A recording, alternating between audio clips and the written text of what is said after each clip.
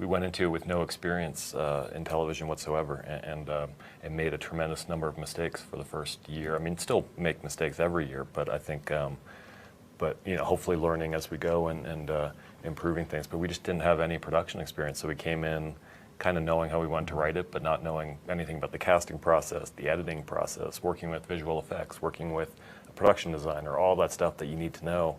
And it's been a steep learning curve. They would get behind a project and they would give it a solid commitment. We'd never produced anything for television before. We'd never produced anything for film or internet or anything. We'd written before, but we never produced. So when we went to George, probably it was probably like that bluff where you mistakenly think you have a straight and you actually don't. But we were so confident that I think we convinced George that, well, these guys seem like they really know what they're doing. I said, I want it done. I want a faithful adaptation of the books. And they said, that's what we want to do.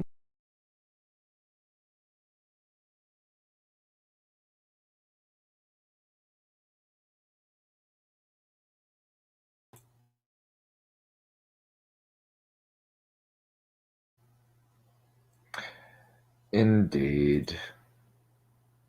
Never forget. Never, never, ever, ever forget.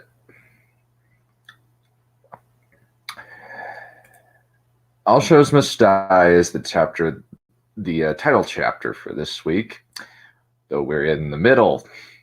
Doesn't make any sense to me. So it's basically, how are we going to kill the show in spectacular fashion? That's what that seems to me. Alrighty. So let's start bringing in my guests.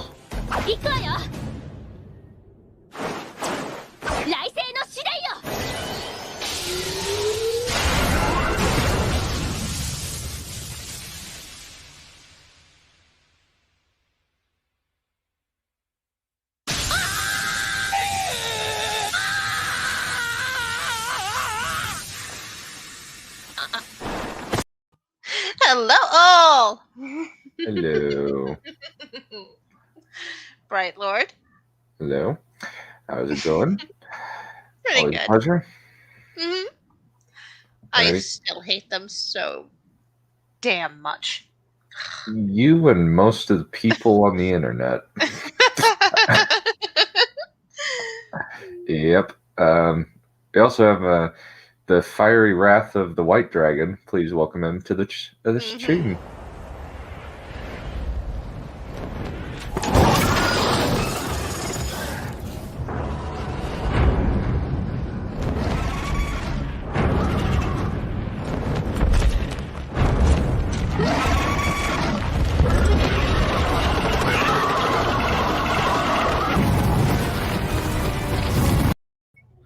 That was me burning down Megan McFish's house, by the way. Yeah. Oh, so how do Unfortunately, you like? she was not inside it when that happened. So did you? How did you enjoy that stream? I didn't catch your drift. I imagine that we were laughing, that she was having my reaction, where I am laughing my ass off. I was cursing incoherently. That's all I remember. Yeah, I was very tempted to put in, you can't hear me, but I'm laughing my butt off. Because I was. I guess my existence wasn't completely pointless. Well, the thing is, you haven't seen her RoboCop as a trans icon video. Or her daddy's videos. If you guys say another word, I feel like I'm going to smash my face into the nearest wall. But you have no idea, dude. You have you don't. Idea. No. I was already cursing incoherently. How can it get worse? No, fuck you. Yeah. Don't ask that question with her, because it can always get worse.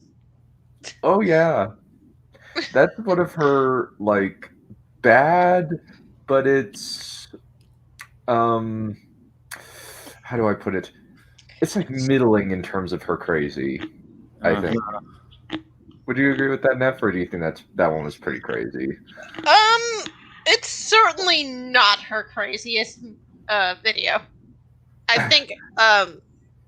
think her daddy videos are worse. Oh no! Personally. Without context, that sounds so very sexualized. Yeah, her electric complex is on full display with that one. Introducing our next guest, done. Speaking of furry wolf boy crazies, welcome. Isaiah. Didn't I tell you never to set foot in Ikebukuro again?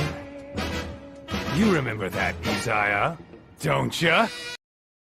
I did. I accept the wolf boy and crazy part. Just replace furry with light with I'm trying to find a word for it. Muscly hairy.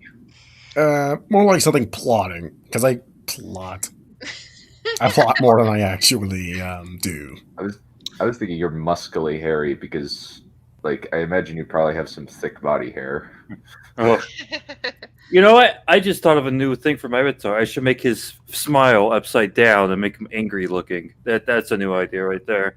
Because if I have to watch another Making My Fish video, that's pretty much gonna be my whole thing.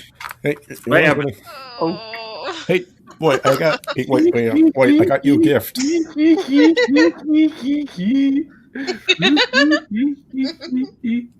Because that whole time I was not smiling, so my avatar is not correct with my actual facial expressions at the moment, or back then, either. Yep. We all one more guest to bring in, please. Wait.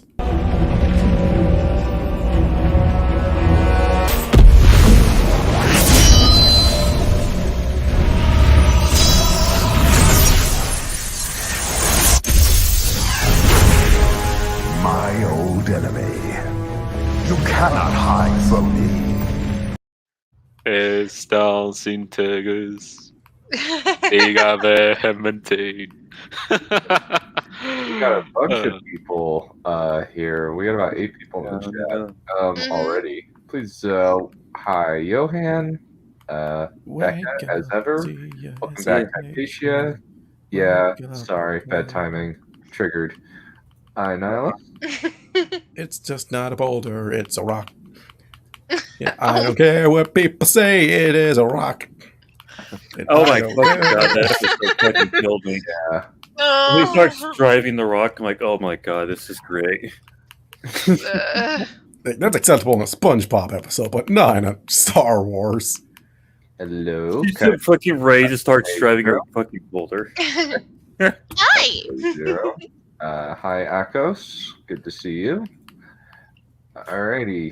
I should check if the XLR is available.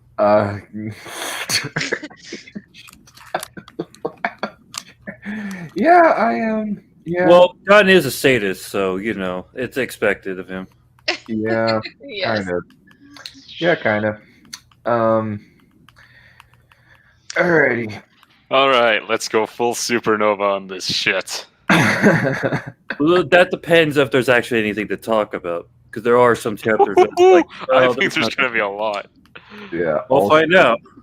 Yeah, All Shows Must Die is the title. Oh. Ow. Yeah. My brain. Fuck you. Yeah. To be fair, I was there one time ago, so... Yep. Nyla, stop talking about Star Wars. We're on Game of Thrones. Nihilist, Spider-Man came out, so we can't talk about it anymore. Snyder The Man last- came out. The last comment. Snyder-Man came out. The last one. I know. Oh. The funny Wait, thing Hey, is, guys, listen. Oh my funny god! thing is, Rock. people who Wait, defend no, I know what's Disney special about canon- Geode now. Wait, guys, I know what's special about Geode. No. He's Oh my God. bisexual. Oh no. Wait a minute. That rock thing was a real? That was real? Yes, That's it's real. real. No. It's very much No, real. no, that's not. I thought that was a fucking joke. That's not real. Fuck It's- you. It's That's too not. retarded. Oh, It's a little rock. You can't see. Right, I am very much afraid to say this, but it is real. It is very much It is real. The funniest part about this whole geode It's a thing fucking is rock. that people who defend Disney canon always make fun of things like Mount Sorrow in the old expanded universe, when this is Wait, even what? worse. What did they make fun of? Mount Calm Sorrow. Calm down. Sure. Mount Sorrow. Huh. That's. Yeah.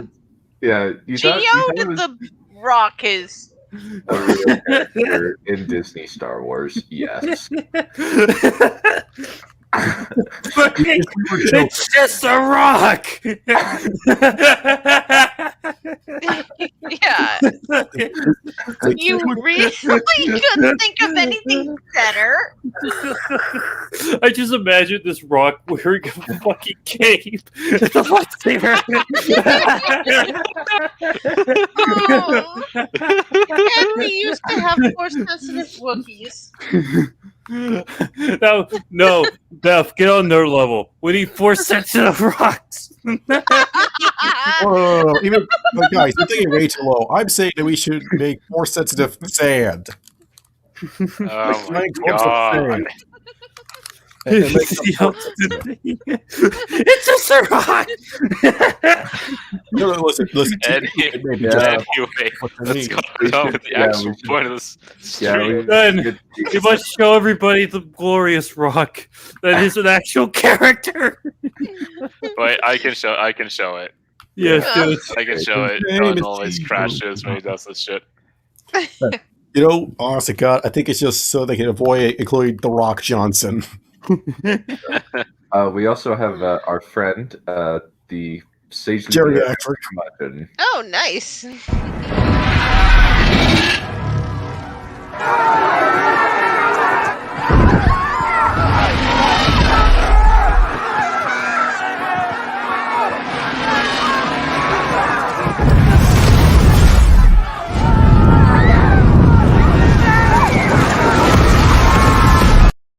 It's his special powers rolling.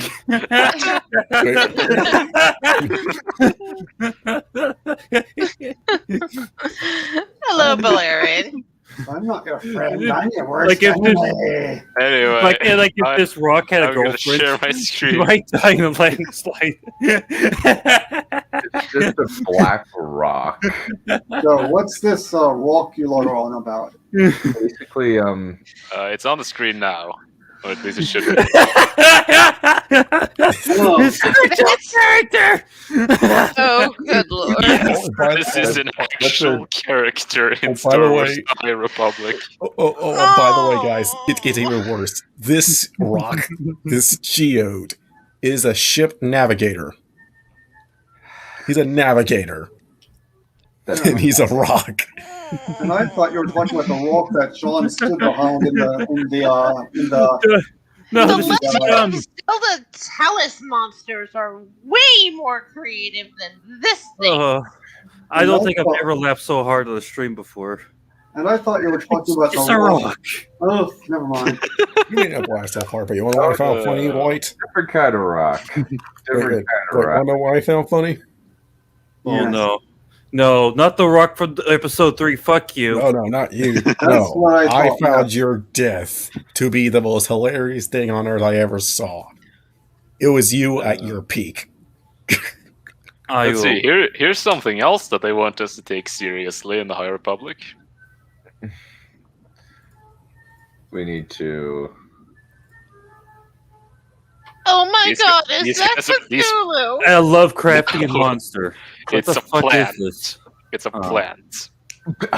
And that's Wait, supposed it to could be hold, like- villain- hold those- on. These are supposed to be villains. Hold on. It can hold like 8 red lightsabers. It's fucking impossible to kill though.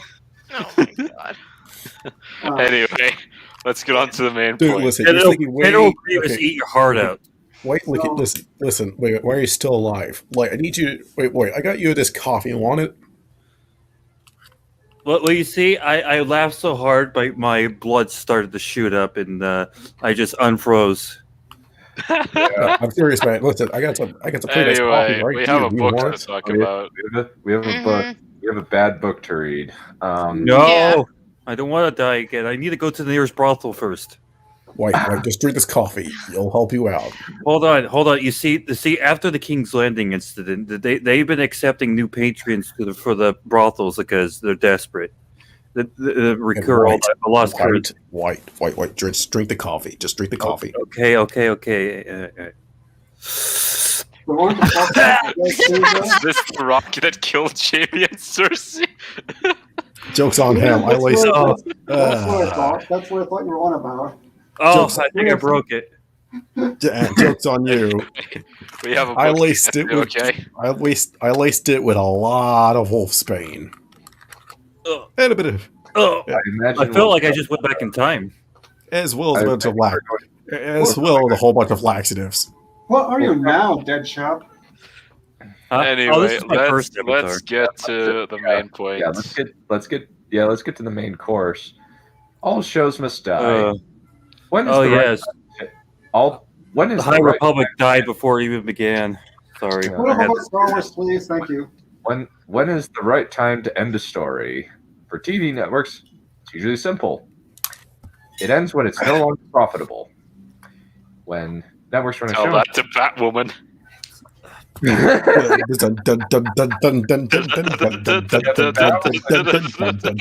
Guys. All right, let's. Where there's a rock, there's a way. Somewhat relevant. When there's a rock, there's a dragon to crush it. Please let Dunn read his reading. Thank you. Yeah, Batwoman's somewhat relevant because it's just like, how is this getting renewed? Hey, it's glorious. Didn't you see the rocket launcher that came out of nowhere? That was fucking glorious. Good God.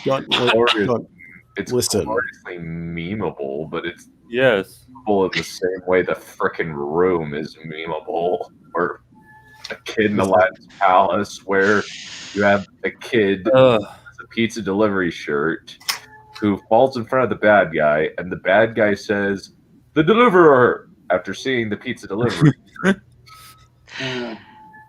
How they can read English is up for debate.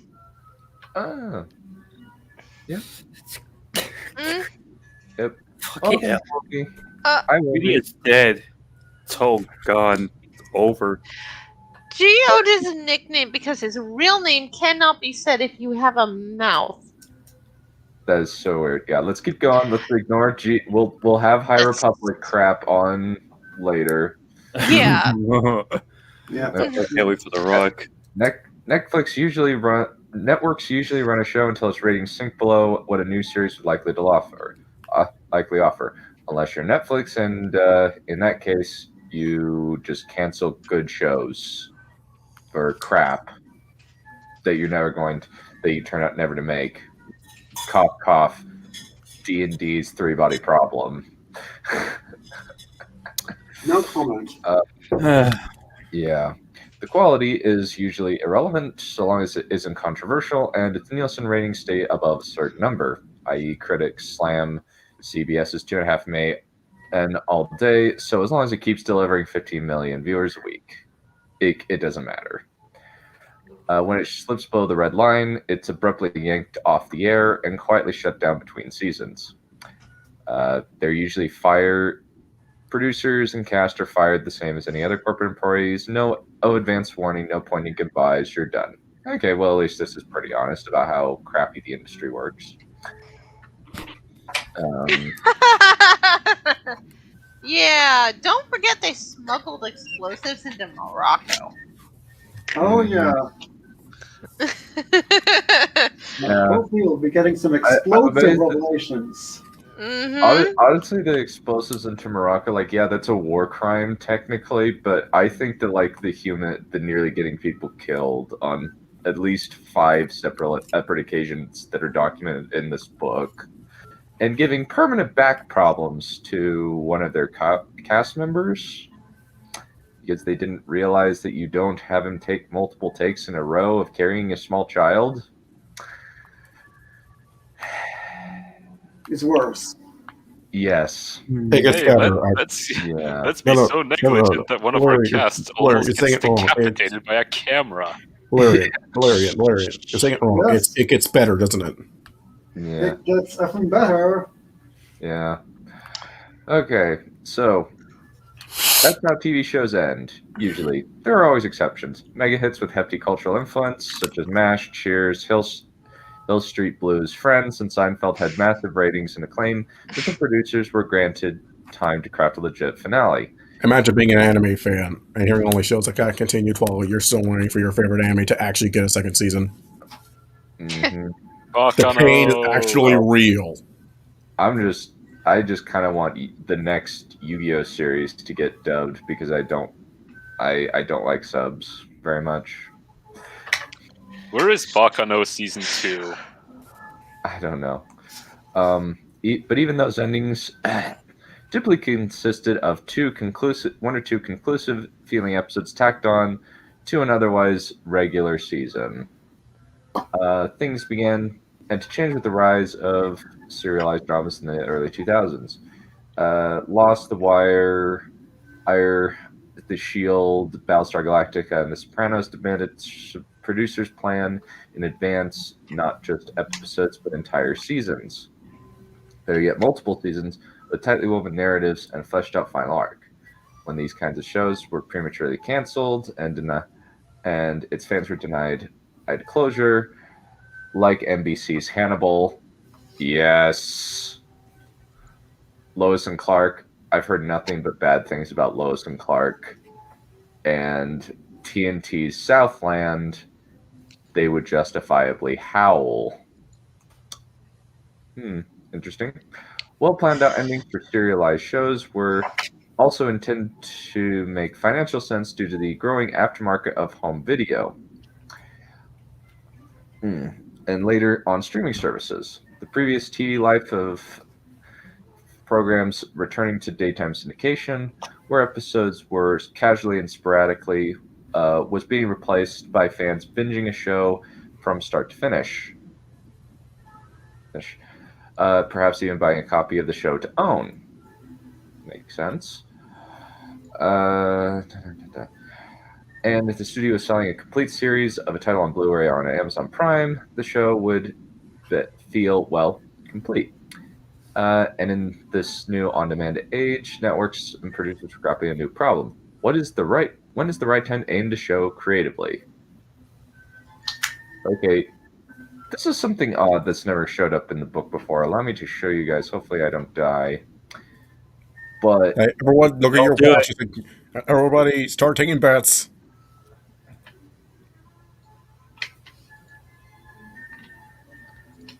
For some reason, like this little bit right here is just here. It's never been in the book before. Wait, it's kind of these little, like this thing right here. Oh, that? The this separation lines. Yeah, I don't know why this. Okay, so Dubrovnik, Croatia. Oh, okay, so it's like. Wait.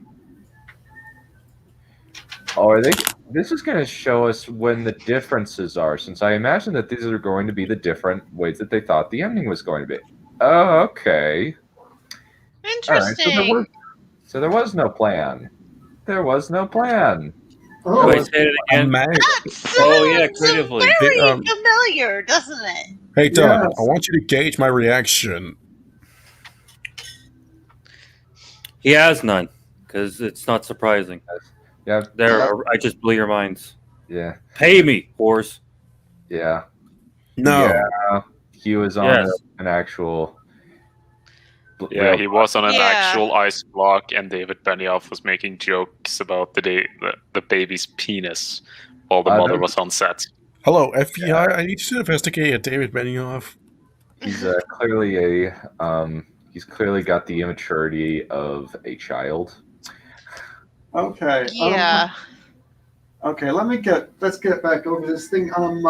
There was no plan. They had several ideas for the endings that they tossed out there. Is that what the latest revelation is? I guess that's what it's it's saying. I'm not sure. I think that's what it's gearing up for, essentially. So, okay, so in Dubrovnik, 2011, on season 2 set, the showrunners were asked, how long is Game of Thrones? We went into this with the potentially overambitious notion that at the end, we would have 70 or 80 hours, or however many hours, showrunner Dan Weiss said. Okay. So so the original plan was 70 episodes, 7 seasons, 10 episodes, roughly an hour each, on average. Which is not sufficient to tell the story. Imagine if they did go with 7 seasons. Can you imagine how much of a clusterfuck that last season must have been? Technically, we did only get 7 seasons with 3 episodes tacked on at the end. That's true. That's very true. Yeah, episodes 4 to 6 were just filler. Mm-hmm. Yeah. So, Weiss called the idea overambitious because when Thrones debuted, 7 seasons was considered a very long and successful run for a cable TV drama. As Benioff said a couple years later, to start on a show and say your goal is 7 seasons is the height of lunacy. But it's you did it anyway. It somehow worked, and it should have died. It should have. I'm amazed it didn't plummet in ratings after season 5, but then I guess the hype train, because season 5 is bad by pretty much all metrics. Season 5 is terrible. So many people hate it. Season 5 was pretty bad. Yeah. Yes. Yeah, the cracks were showing from day 1, and they became very clear in season 4, and then they burst wide open in season 5. And then they. Wow, Benioff sounds like an absolute garbage person, doesn't he? Yeah, kind of. Space junk. Yeah, kind of. It's also part of it is just the fact that he's we're having to kind of look at him as a showrunner. It just seems like he's really, really incompetent. Really, really, really incompetent. Yes, we live in the Twilight Zone. Didn't you realize that from earlier in the stream? Yeah. You would think that, the wouldn't Twilight Zone plays its crazy house. Okay. Yeah. So the showrunners were in 2012. They gave more thought to the ideal length for the show.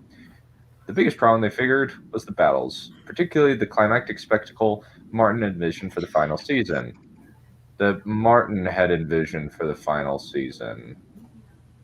What was it? Yeah. Who Martin. greenlit this fucking dumbass book? God damn! It's there's so many omissions in this already, but now we're just adding more to the pile. Not an admission.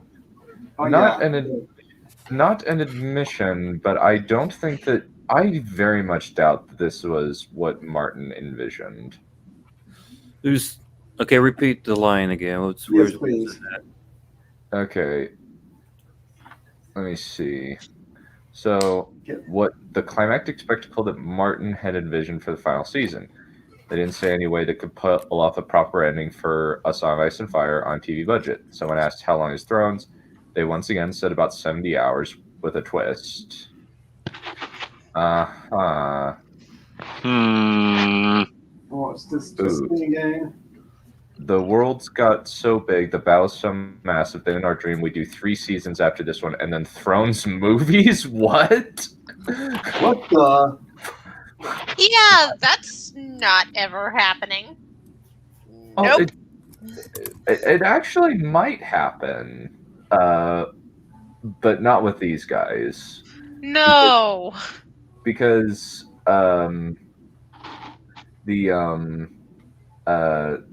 because they're going to be doing a lot of either one shots or miniseries, maybe even theatrical release Game of Thrones movies because they want to make Game of Thrones into a cinematic universe to a certain extent. Oh, please, no. It does work. There's enough content in there. Well, yeah, that's not what I'm saying. I'm more of going. The fans have been burned. Are you sure the fans want the movies? Yeah. Maybe. I think like Dragon Demand is being overly optimistic when he thinks that the prequel will do well, to be perfectly honest. Yeah, I'm sorry. That's kind of wishful thinking. Yeah, it's. You hear that? You hear that, demands? I know we're going to be listening in on this. I don't think he's listening, honestly. Oh, well, he didn't listen to the last one. He directly had a response to us. Hear me, Rhaenyra Simp. He will listen. He'll listen eventually. Well, Yeah, no, he's allowed to be optimistic.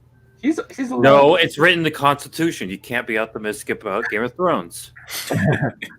When was this written? I was not there. It was right after Rise. You were allowed to like the Rise of Skywalker. No, hate the Rise of Skywalker, and allowed to like the Last Jedi. Wait a minute, I wasn't there for that either. Maybe because it was in 1700s. Maybe. Wait, hang on. Okay, so clearly I need to further my power so as I can go back in time to then include in the Constitution. You are allowed to be optimistic for Game of Thrones. It's just a law of nature. You don't even have to write in the Constitution. If you want that, then you want that, but it's like. Yeah. Yeah, Yep. it would be very hard, like hard R-rated fantasy movies. The only one that I am aware of is Excalibur. And even that is kind of maligned. Like, a lot of people don't like Excalibur because it's kind of like hard R-rated King Arthur. Wait, how hard on the R are we talking about here? I heard one person describe Excalibur as being Game of Thrones directed by Zack Snyder. Oh no! Oh shit! Prepare for a lot of collateral damage without any without the tone deafness that goes with that. Yeah, but they're thinking like cinematic universe in terms of like a lot of different shows going at the same time. Like you have Blackfire Rebellion and the Dance of the Dragons happening at different times. You have kind of like what Disney is doing with Marvel now. WandaVision just wrapped up, and now Falcon and the Winter Soldier are coming out like next week. Or is it this week? I don't remember. A comment in the chat. I feel like some fans will watch anything. That is. Yeah, that is very much correct. It's like it's kind of. I don't really know what to say in relation to it. Yeah. I think I want to say an analogy, but I don't know which one to use. Yeah. Well, it depends on which one. I know, like Zach's. Like the bad fan. If you treat your fan badly, I was going to use it's like kind of like coming back to an abusive relationship. You know, you should probably stay away, but you keep coming back. But even then, that's kind of stretching it because even everybody knows not to go back to an abusive relationship. Yeah. Yeah, but we did go back to Game of Thrones. I guess that wasn't exactly let's keep going. Well, with Game of Thrones, it's sort of a combination of, well, the sunk cost fallacy leads into the denial about the show's quality. So we're going through the 5 stages of grief then. And we need to find out how it's going to end too. Okay, so next up it is bargaining, if I remember correctly. Yeah. Let's keep going. It's what we were working. Weiss said it's what we're working toward in a perfect world. If everything works, we end up in the best of both worlds. Epic fantasy story, but the level of investment in these characters that is impossible in a movie. I would agree with that. You didn't achieve that very well by the end because you ruined the characters. But yeah. HBO shot that plan down rather quickly, as in literally within hours of the conversations. I asked the network for a comment.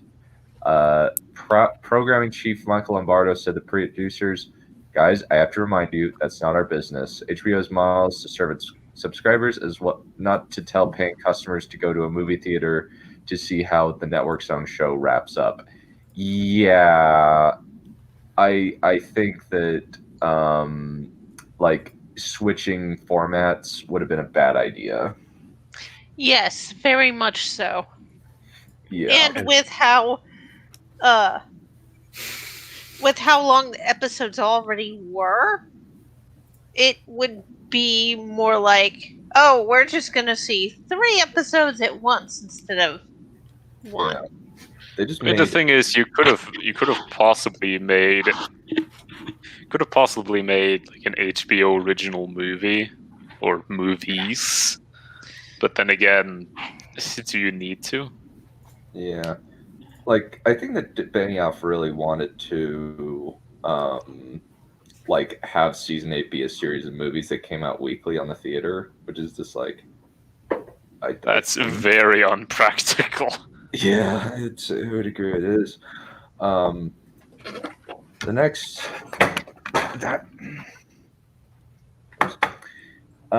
so the Benioff and Weiss went back to their more difficult plan B. Make Thrones so popular that HBO would obligated to bankroll a big budget final season. Aha! I see. So Isn't that suspicious? not Give me the game, please. Oh, hello, fighting expert. Hey, fighting expert! You just Joel. walked into a discussion of when was Game of Thrones supposed to end Murdered. and how. When was it murdered, you mean? Yeah. So Yeah, when was Game it of Thrones murdered? didn't just. Game of Thrones did just die. It was murdered. In the back. It was massacred. It was brought outside and shot in the back like old Yeller. yeah. To make it so popular that they'd have to bankroll it. Yeah, basically, and like since one thing that they don't admit that was in an actual interview with Mr. Shill. Mr. Shill, yeah, Mr. Shill, Mr. Hibbard. He said specifically of this that Benioff confided to him in confidence and told him not to say that he wanted that Benioff was going to lie about the production of the final season and try to just make the show as popular as possible so that they would have to do whatever, give him as much money as he wanted for the final season. And Except that happened anyway. it happened anyway, but what happened is interesting because he ended up wasting a lot of money on like building $10,000 staircases that you see for 3 seconds. I didn't see it at all. That don't even get used. Nope. I didn't see it full stop. Or even like large, like a full scale, like large sections of King's Landing that a lot of people put a lot of effort in, but no filming was done in them. Yeah, it's like you only build the sets you need. So what was the lie again that Benioff told Hibbert to lie about or whatever? Mm-hmm. Yeah. What was that again? Yeah, that Hibbard. Basically, he was going to lie about the budgets that were going to be needed. Oh, okay, that sounds, yes. Wow, now it suddenly makes sense why every season was over budgeted. Yeah. Yeah, that makes so. He's like a kid in a candy store that wants to buy the entire candy store. And he was pretty allowed much. to buy the entire candy store. Yeah. Yep, there was an interesting one coming up about 7 seasons, 7 gods, 7 kingdoms, 7 blah, blah, blah. Oh, that's so stupid. Oh, God. It's coming up shortly. That's such BS. Spoiler! Yeah, that's such And BS. they skipped 2 books for this. I'm stealing that Palpa meme. I'm stealing that right now. Yeah. You will steal nothing. Wait, hold on. Why? If you're going to steal something, show me your meme stealing license. I don't need one. Fuck you. Yes, you do. No, you don't. Memes are nobody's property. No. He needs a meme stealing he needs a meme stealing license. He's in California. In order to steal anything, he needs to have a license, including memes. All he needs to say is hippity hoppy. That meme is now my property. No, it doesn't work. He's in California. All right. No. Yeah. Listen, White. Listen, White. I can get you a license if you Okay. want. Shush. Okay, shush. Shush. We need to move on. Harry Lloyd put it this way: Game of Thrones has become the biggest effing TV show in the world, so they could make it. What's with all the cursing? Jesus Christ, this guy's trying to be really edgy. Wait, I'm sorry. Yeah, What? you'd think. Edgy, yeah, we're edgy. Wait, hang on. Edgy. Sorry. Man, I got one that Vice where it said force sensitive wind. I don't know. This can't be real. Hang on. Yeah. Alrighty. So on Civ Season 4 in 2013, same question again. 7 seasons is the plan. Season 4 is right in the middle, the pivot point. 7 gods, 7 kingdoms, 7 seasons. It feels right to us. Creatively made sense to us. Creatively made sense to us again.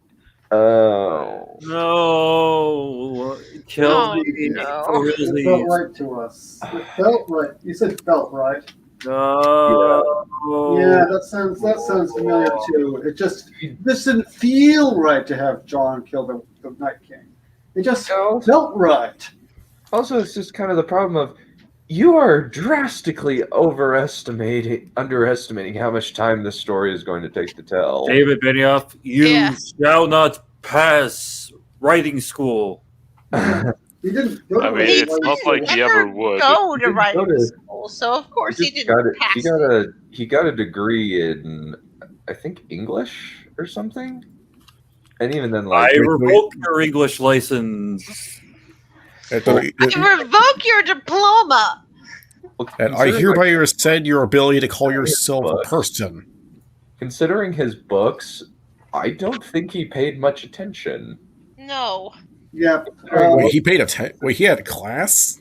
Considering the fact that he, like, there's a paragraph, there's like a series of 3 paragraphs where I think the word ass shows up like 7 times or something in the course of 3 paragraphs. Wait, I'm sorry, what word? The word ass. Oh, ass.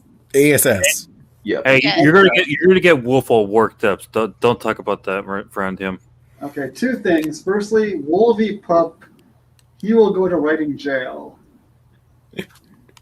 Not that one, the next one. That one.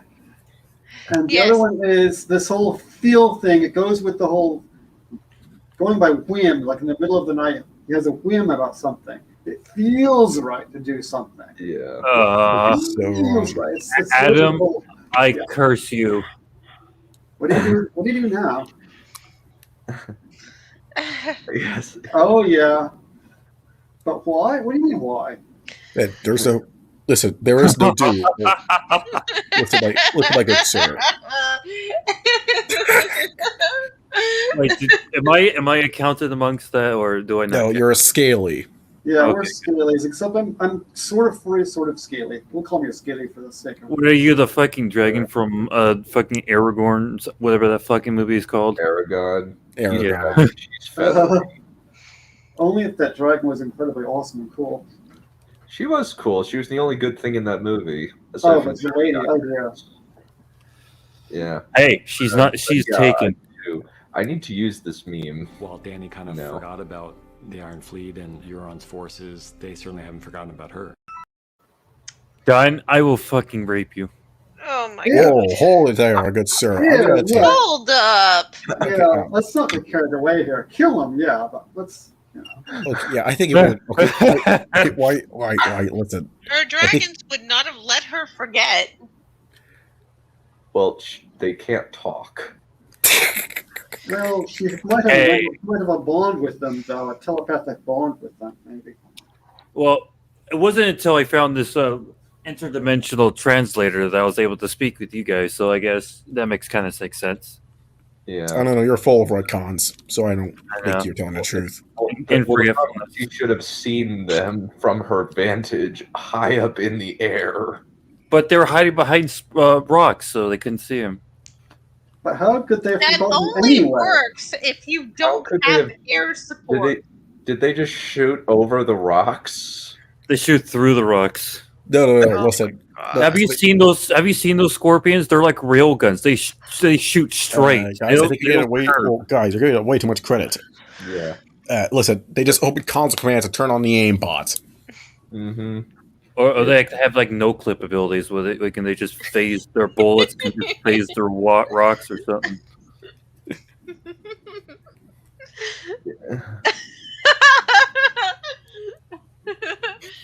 I was watching this old.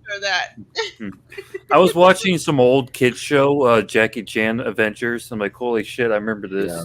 And like that one episode had like better writing than the entire 7th and 8th season.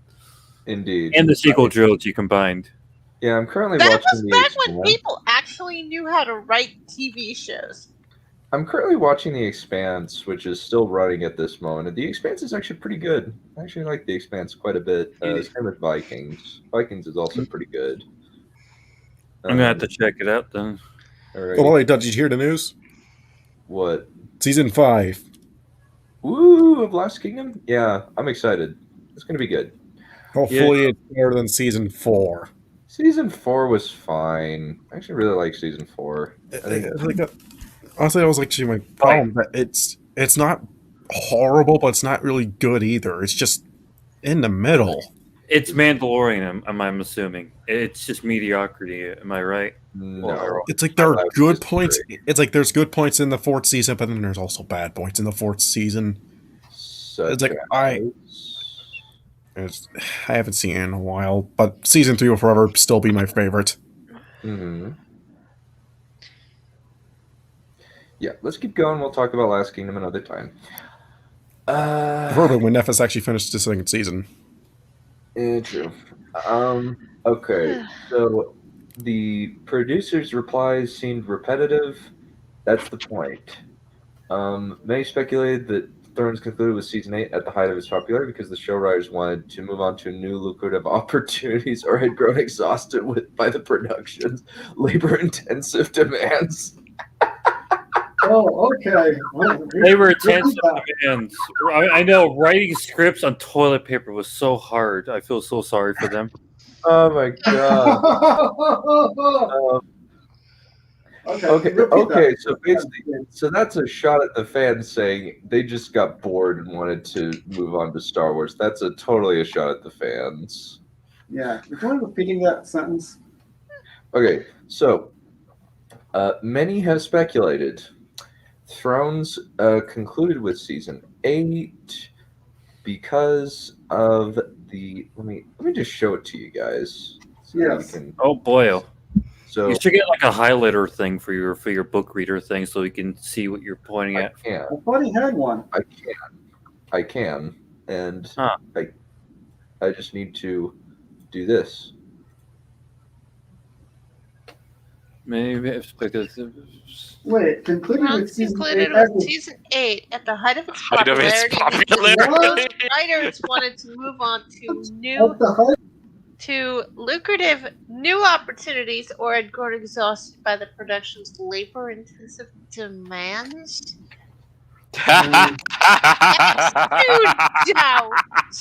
Also, press triple X to doubt that shit. Also, like labor intensive, these jackasses deliberately avoided night shoots and only swanned up every once in a while to the great annoyance of the crew who were just looking daggers at them. Not hyperbole. According to Kay Harrington, people were just super angry. And not only that, they showed up drunk. So I don't think they showed up drunk. They show up drunk to cons and panels. I don't know if they show up drunk to work. I would not be surprised if they did. I wouldn't put it past them.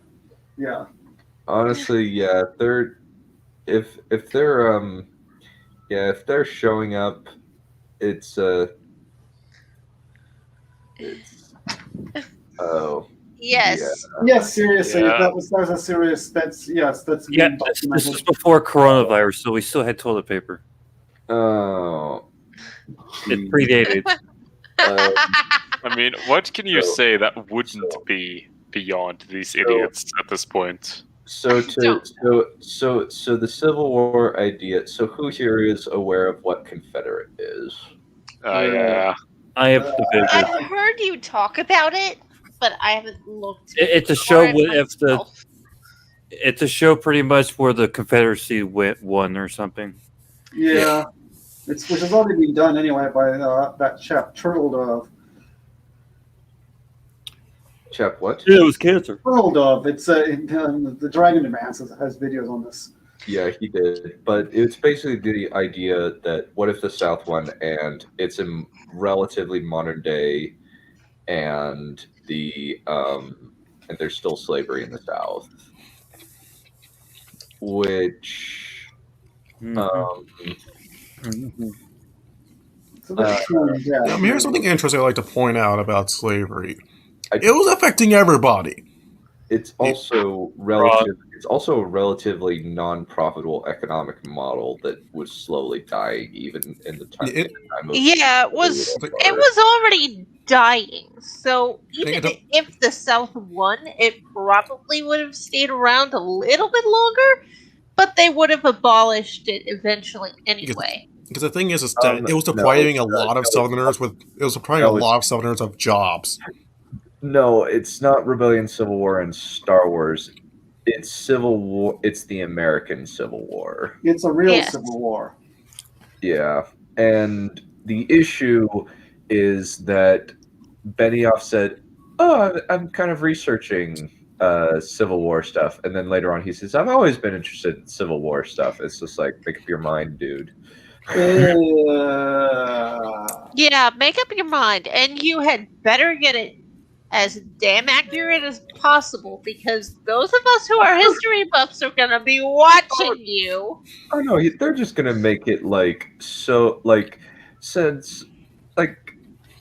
they would make it so frickin' racially insensitive, like to the point where like so many people, like even like the people who are not like the super sensitive crazies would be yelling at them and for being frickin' racist, just like people yelled at Skits and Mudflap for being frickin' racist.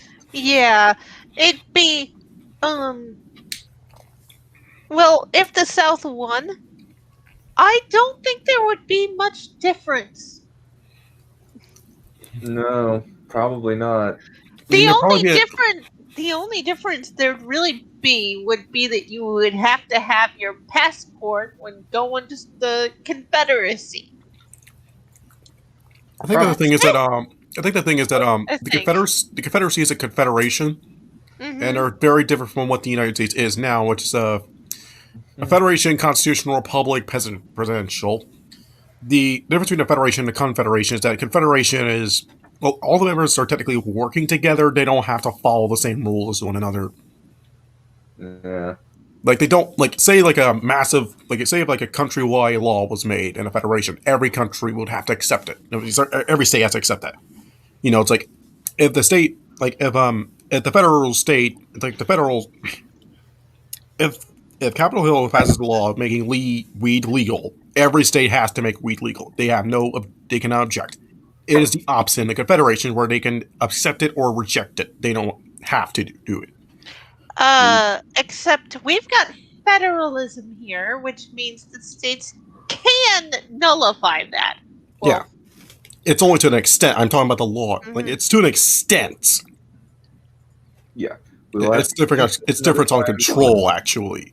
We'll have to do this. Well, I'm not saying you have to downright accept the law to the T. It's just you can adjust it to your being. The nice thing The nice thing is we don't have to ever talk about Confederate as anything other than a failed idea because it is. Yes. Thank God. Yep. Thank God. I forgot what we hear again. But Benioff and Weiss always envisioned Thrones as lasting roughly 70 hours, which ultimately did nearly exactly. The people give credence to the idea that they rushed it because they wanted to go off and do another show. Just makes you realize how little people understand the level of commitment this show has had for everybody to do. You have said nothing. Okay, people think it's anything. Consider skip over the question. Bull fucking shit. Yeah. Okay. He just skipped over it. He's like, well, it's wrong. Okay, moving on. Okay. Here's the problem with that. Mr. Benioff is the only one writing this, really. Like, he's passing directives down, but him and Weiss are writing. It's just them. And they're writing. And I imagine it's first draft, as well as like, ooh, I just barely had this idea in the middle of the night. It's not. It's not even first draft. It's rough draft. Yeah, there's a draft. Oh no! Yeah. Right. Yeah, there's such a thing as drafting. Wow. That's a mythical. Yes, that's a mythical thing called a draft that some people believe in. Yeah, but it's just like this. It's so weird because, like, he kept changing this mid-writing thing and wasting time on stuff. So, like, saying you want 70 hours to do something that you are chronically changing at last minute, that's not a good thing to do. No, yeah. Once you get past a certain point, there's supposed to be no more writing and just doing. Yeah, and also just like changing your plans just before the season is not a good thing. Like in changing it from Arya to Kit, from Kit to from John to Arya, not a good thing. No. By the way, another thing that I need to note, like, this guy, this whole sentence is basically a red herring. Because it doesn't matter if I initially envisioned this to be 70 hours long. You make this as long or as short as it needs to be. Yeah. Yeah, and you would change things even during the season. The most famous or infamous example being Evil Danny. Yeah. Well, that was technically after they were done filming it. The only that was in the editing room. It was, yes. The only person that I am aware of that does like a good job as the only person in the writer's room is Michael Hurst, the guy who wrote Vikings and The Tudors. And that is mainly because he is doing historical drama shows where he can kind of play around with timelines a little bit in terms of like time jumps, because he's not like history spans like several decades, and a lot of the time the in between, like, the important stuff is boring. So that works. I haven't seen Vikings or The Tudors, but does he not have any kind of, I don't know, support writing staff? No, he's the sole writer. How does he keep track of all the character stuff? How does he keep track of continuity? I think he just possibly like just looks at history. Oh, I thought you were talking about Dan. No. Like he's legit the only writer for The Tudors. It only lasted for 4 seasons. With Vikings, it's wrapped up after I think 9 seasons. 7 or 9, somewhere between 7 and 9. I'm not sure about that, but I know it's lasted for 7 years since 20. It wrapped up in 2020, and it started in 2013. Wait a minute, I'll Google it. Yeah.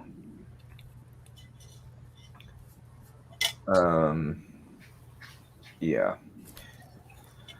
But I am currently in the middle of season 2. I'm really liking it, but that could change. We'll see. I like how we're just Okay, trying to Vikings. not talk about the Vikings stupid has 6 Yeah. seasons. Has 6 seasons? Yes. Oh, okay. I like how we're talking about anything but Game of Thrones. Yeah. Well, Yeah, that's good. They're about to go talk about other shows too, so it's pertinent. Yeah. Which isn't to say that other factors didn't weigh into the showrunner's decision. Here's one that likely did. X-Files was derided for airing too many seasons, running an increasingly incoherent mythology into the ground. Lost introduced.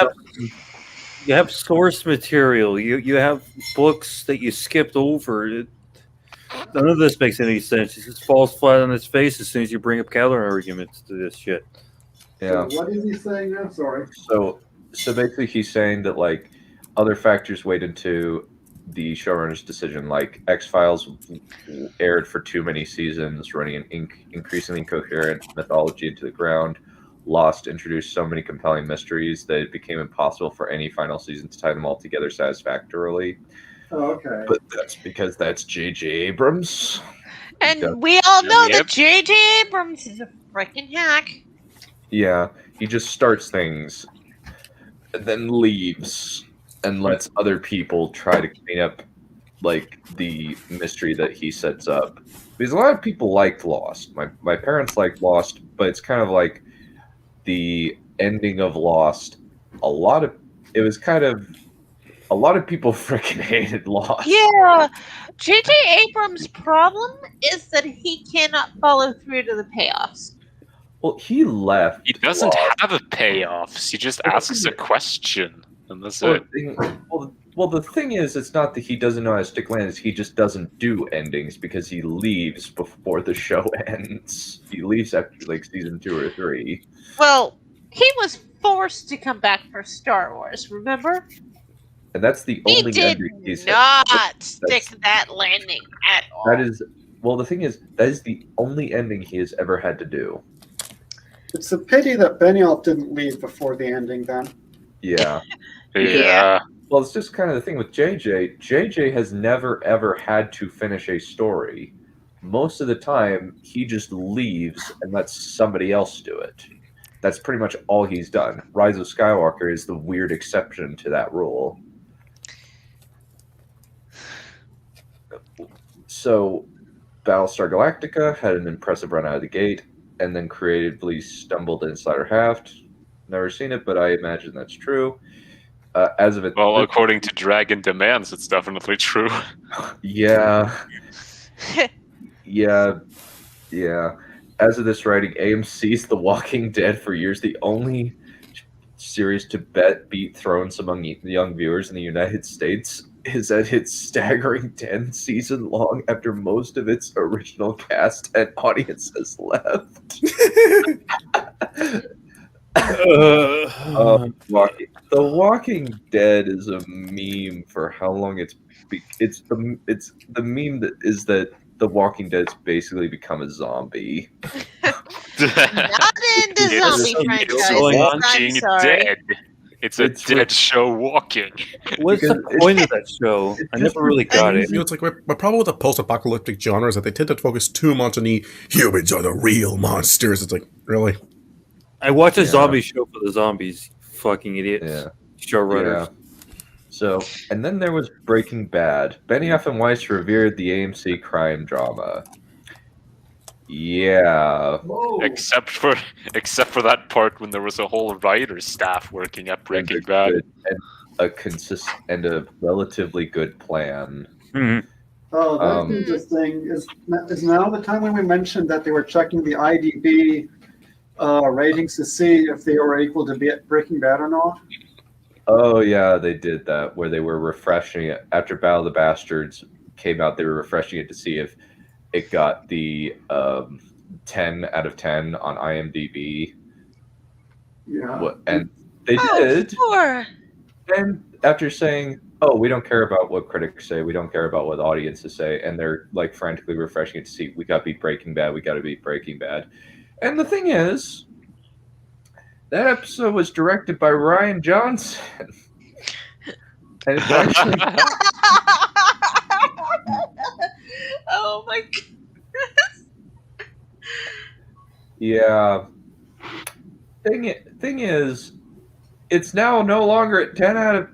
Thing is, Battle of the Bastards is no longer 10 out of 10, and Ozymandias is still at 10 out of 10.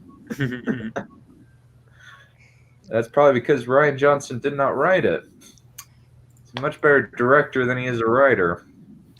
Yeah. Especially when he has somebody overseeing him. Anyway, so Breaking Bad concluded in 2013 after only 62 episodes with a final arc that was praised by fans and critics alike. Yes. Even Breaking Bad's endgame wasn't entirely a creative decision. It's difficult to imagine now, but Breaking Bad was not a rating success in its first 4 years. Critics loved the show, and it was worth something, but episodes averaged fewer than 2 million viewers. The show was very much in doubt. That Vince Gilligan wrote his season 4 finale to potentially serve as a series ender. After it aired, AMC wanted to wrap up Breaking Bad with a shortened 5th and final season, with studio Sony lobbied for 2 more seasons. The project negotiation was down to the right, and a compromise was struck. Breaking Bad would conclude with 16 episodes for season 5 that would be aired across 2 years. As Vince would say, "You don't want to be the last person at the party," star Aaron Paul said at the time. And Breaking Bad is pretty much flawless. Breaking Bad is perfect. There's not a bad episode in Breaking Bad. It is. And if I remember correctly, I would actually introduce some discussion there, but that's not all that relevant. Yeah. Well, it's like some episodes are slower, but they end up really some episodes, but they're still entertaining. Like even like a bottle episode about a fly is extremely entertaining. Oh no, I'm not talking about the fly. I'm talking about the finale. Oh, the finale. Yeah, the finale is. I personally have no problems with the finale, but I can definitely say that like it is definitely not as satisfying as Gus Fring's arc. It's not as satisfying as Ozymandias either. No, it's not. But that doesn't make it bad necessarily. Anyway, we can have that discussion another time. Yeah. So let's just move on with this. By the way, I posted something very relevant in the memes channel on the Discord. Oh, lovely! I will have to take a look at it. Mm-hmm. Something happened that nobody expected. With Breaking Bad's old episodes addicting new viewers on Netflix, the ratings for its final season on AMC surged to from 2 million viewers to 10 million, stunning the television industry and especially AMC. Yeah, because Breaking Bad is awesome. Breaking Bad is amazing. Yeah, it's a good show. I love Breaking Bad. Like, why? With enough pressure, murdering children will turn into peace, freedom, and justice and security. Oh, man. Oh, yeah, I see it. No show ever again will start out as good as and end as poorly as Lost. David and Dan. Hold my beer. You know what? Basically. Yeah. Yeah, kind of. Depressing. Let's not think about it anymore. Yeah. Yeah. Yeah. Anyway, moving on. Yeah. All right. It's fair to say that Breaking Bad delivered on its this kind of number before its final season negotiations. Even Saul Goodman couldn't have convinced AMC to end the show. For the makers of Game of Thrones, how these other acclaimed serialized dramas had ended, as well as their experiment with adding the Dorn storyline. That was not an experiment. That was a vanity project. Yeah, and it was an impulsively written vanity project because they like Indira Varma. Oh my god. Yeah. You're lying. That was not an experiment. What was an experiment? Sorry, I got confused. The Dorn plot, according to this guy. Okay, the Dorn plot was an experiment. Okay. Uh-huh. What was the? So it was a laboratory thing, basically. A lab experiment by a bunch of deranged pretend scientists. Yes. Let's just go with a pair of monkeys. Let's just go with a pair of let's go with a pair of synthesized man-children monkeys. Maybe some maybe some teenagers broke into the lab and started playing around, and next thing you know, explosives. Well, he does have the mentality of a teenager, like a bratty 13-year-old. So. Pretty much. Oh, here's some fun stuff. All seem to point to the same conclusion. The big trap was trying to tell too much story and being forced to stay on the air too long. No, if you had longer, the story would have been better. The problem is it was really abrupt. Well, the problem is basically they couldn't write.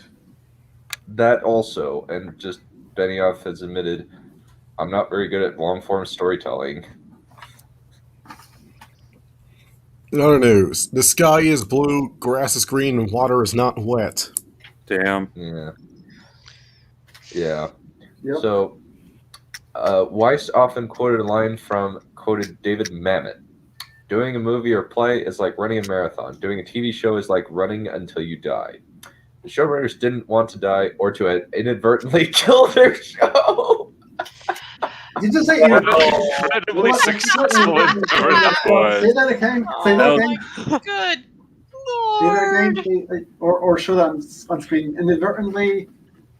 What's that? Inadvertently killing show.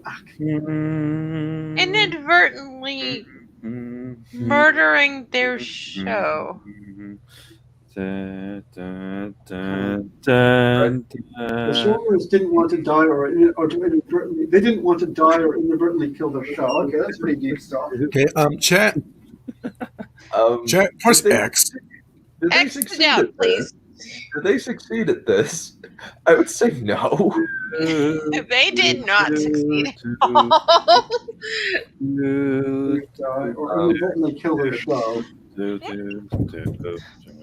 Okay. Why do I hear boss music? Because What? White is rude. I'm humming Nearer to My God by the one they sing on Titanic. That's every time I watch season 8. That's always comes to mind. Oh, hey, Ghost.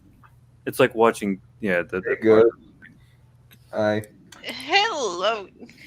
Let's we got double digits in this chat right now, so let's just. Oh, nice. So we've had double digits most of it. Nice. Yeah, nice to see you here, Ghost. Yeah. Slow clap for the most genius of all. Welcome to hell, or forgettable stream, because I spaced out for most of this. Yeah. Would I have watched another 2 seasons of Breaking Bad? Of course. Weiss told Vanity Fair. The fact that I could have easily watched much, much more than I got made the ending so much more poignant and stronger and better for me. I think that there was no more story that you could tell after Breaking Bad season 5. That was pretty much No. Well, they ended up doing it anyway with El Camino. Yeah, but that was a 2-hour movie. It wasn't an entire season. It was just to wrap up. Just that. This is what happened with Jesse. And it was actually pretty poignant. I like that. Yeah, I like El Camino. Yeah, El Camino is good. I don't think that anybody. I know Neff for sure would not like Breaking Bad. Breaking Bad would not be interesting to her at all because it's a crime drama about a dude. And then there's some lots of funny stuff where it's just they're incompetently trying to steal components to make to make crystal meth.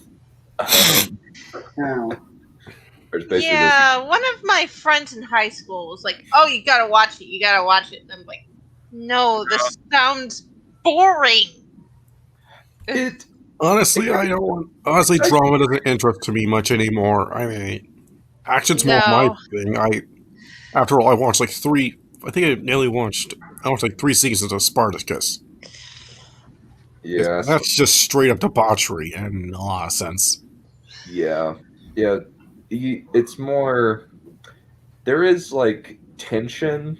There's a lot of tension in it, but it's basically the premise is a high school chemistry teacher who's a genius level chemist decides to finds out he has cancer and decides to go into the meth business with this kid who used to go to his high school.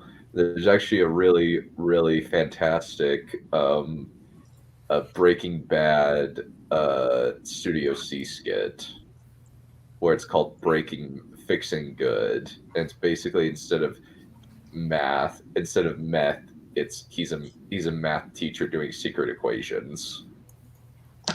I'll have to watch that sometime. It's funny. So, having Thrones run for 9 or 10 seasons looked to Benioff and Weiss like an obvious mistake. What? No. Someone throw another ice shovel into my chest. I can't take this anymore. Hey, I'm Lawrence here. Why drink this coffee? It'll make you feel better. Okay, thank you. 3, 2, 1, and having it run for 9 more. Run for 9 or 10 seasons seemed like an obvious mistake when they could just ramp up the spectacle and finish strong. Wow! Wow! That's an obvious. No, how many pages have we gone over now since the whole?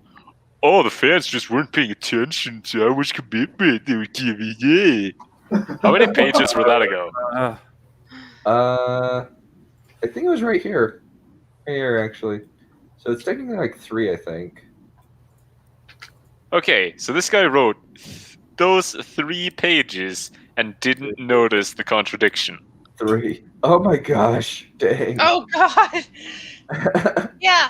Well, what happened with Game of Thrones is that it started with a bang and ended with a whimper. No, it didn't end with a whimper. It ended with a loud fart, essentially.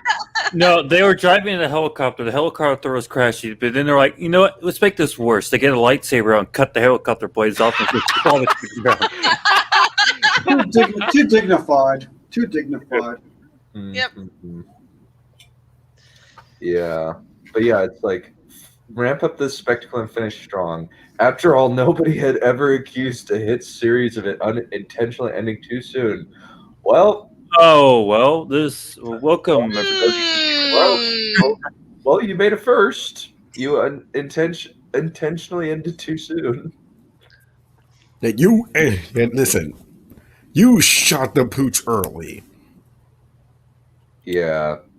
And it was like HBO was telling you they could have given you enough budget to do as many seasons as they wanted. Just hand the show off to somebody else. And those pitch meeting things, we had to finish. We had to finish early, but you could have had more time. But we didn't. But you could have, but we didn't. Oh my god, I like that series. Yeah, that series is funny. Anyway,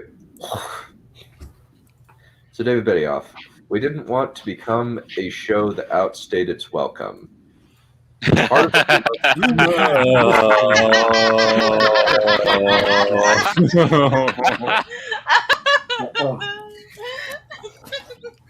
Wait, was that David Benioff said that, or was that where was yes, that? David Benioff. That was Benioff. What do you say again? Oh boy. Oh. We didn't want to become a show that outstayed its welcome. Oh, I should and send that to Mueller. I would like to see his response to that. Yeah, done. Can you send that shit to someone who can send it to Mauler or whatever? I don't. Said that to. I think Dragon Demands. Well, he's probably already caught. I don't know if he caught that. I probably did. Probably. Yeah, probably. Once he's Send it to Smud or something. Smud doesn't care about Game of Thrones. Who would blame him? I mean, it's fucking irrelevant. Could probably send it to Evan. Well, I know that. Well, I haven't seen Evan in a while. Like, he seems to be like working on like his school stuff. But yeah, totally. Since he hasn't made a video in months, and he hasn't been on a stream in months, probably just working on his degree. But in terms of like Smud checked out after season 4 after Tywin died. He was just like, I'm not interested in watching. He was the main reason I was watching. Okay, another one from the chat. So, you made sure the show would never be welcoming anywhere ever again instead. Yeah. That's not wrong. Yeah. You took the show out to the alley behind the house, and you shot it. murdered it. I was thinking eviscerated it with a knife. Mm-hmm. Nah, I'm thinking more like I'm thinking more like a Tommy gun to the head 12 times. All I can tell you is that it was a hunting trip. I want you to put the risk together yourself how it went. Yeah. Paul Sailor likes to say, not inaccurate. Nope. Yeah. Not at all. So, continuing the quote from Mr. Benioff, part of what we love about the books and the show is a sense of momentum and building towards something. If we tried to turn it into a 10-season show, we'd strangle the golden goose. No, you wouldn't. No, you wouldn't. No, you wouldn't. Skipped 2 books worth of material. How can you say that with a straight face? X. You skipped 2 books. He 2 was drunk. books. You could have probably gotten 2 seasons out of both of them. He was drunk. Cut him some slack.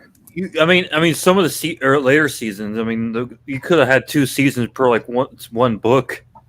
Yeah, I think that like you'd have. Yeah, Feast for Crows could have been 2 seasons. Dance with Dragons could have been 2 seasons. I mean, they would have to mix it up because perspectives. But I would agree. Mm-hmm. I think that you could get. I think that like a little creative freedom would help. But yeah, I think that like having Feast for Crows and I think doing the Feast for Dragons cut, where it's like actually edited in terms of the timeline, would work. Another one from seasons. I think like Feast for Dragons is 2 to 3 seasons. I think would be really hard because I honestly think the like I like them as books, but they're really hard to adapt because they don't have climaxes. And you would have had to kind of figure out a way to find a climax for the end of season 4. Well, season 5, I mean. And then have a climax in season 5. Season 6, I mean. Yeah. I mean, they can do the same thing with well, not the same, but actually adapted from the book with Danny's ending in Marine with Drogon in the pit.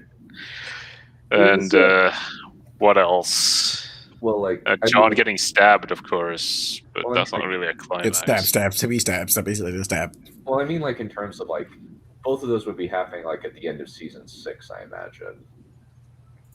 Unless they do, since they're happening like roughly concurrently. Yeah. So the hard thing would be season 5's climax because unless like you do the Dorne plot like as written, I guess like that and like kind of like cut out a lot of Brienne's traveling around the Riverlands. Because Brienne's traveling around the Riverlands is really boring. I mean, they could have Lady Stoneheart as the climax there, maybe. That could work. Yeah, have Lady Stoneheart because she's going to. Stoneheart is going to be the one who kills the phrase in the book. Yeah. Can I just quickly point out something in the chat? Gunshot sound. Ghost of GOT. Well, hey, at least I didn't outstay my welcome. Talking about an episode. Talking more about the episode 9. Either the episode 9 event. Yeah, the episode 9 event. Yeah, since you got to have something important to happen in episode 9. So I guess like the climax myth with Marcella would work. But I think the problem is just these guys don't do well with outlines. No, they don't They do don't well do with they don't do well with the writing in general. Yeah, they don't do well. more long form storytelling. I mean, like in terms of like they don't do well when they don't have stuff to adapt, and like since all they were given by George was like an outline, and then they end up just doing an outline, and even then they're just like, Danny burning King's Landing is totally going to be different because it's not going to be because Jon Snow wouldn't give he won't give her his wouldn't put Cough, his cough. finger in her bum. he wouldn't he wouldn't give her his long claw. Yeah, it's because he wouldn't because aunt and nephew marriages aren't weird in Westeros. They're weird. It's actually pretty common in Targaryen. Yeah, an uncle married his niece. Uncle marrying niece is very common in Westeros. Daemon and Rhaenyra. Yeah. And also, like, even in the north, uncles marrying nieces is not that weird. So It's quite literally, if Fire and Blood wasn't their it wasn't their house name, their motto would be "Incest is Wincest." Yeah. You knew I was going to say that. Someone had to. Yeah, David Targaryen married 2 of his nieces. What the? Sorry. Perion. God dang you. Racist. Yeah. David Targaryen married 2 of his nieces.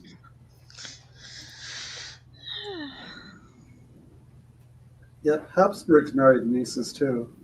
Yeah. Aegon the Unworthy says hello. Yeah, Aegon the Unworthy like banged everybody.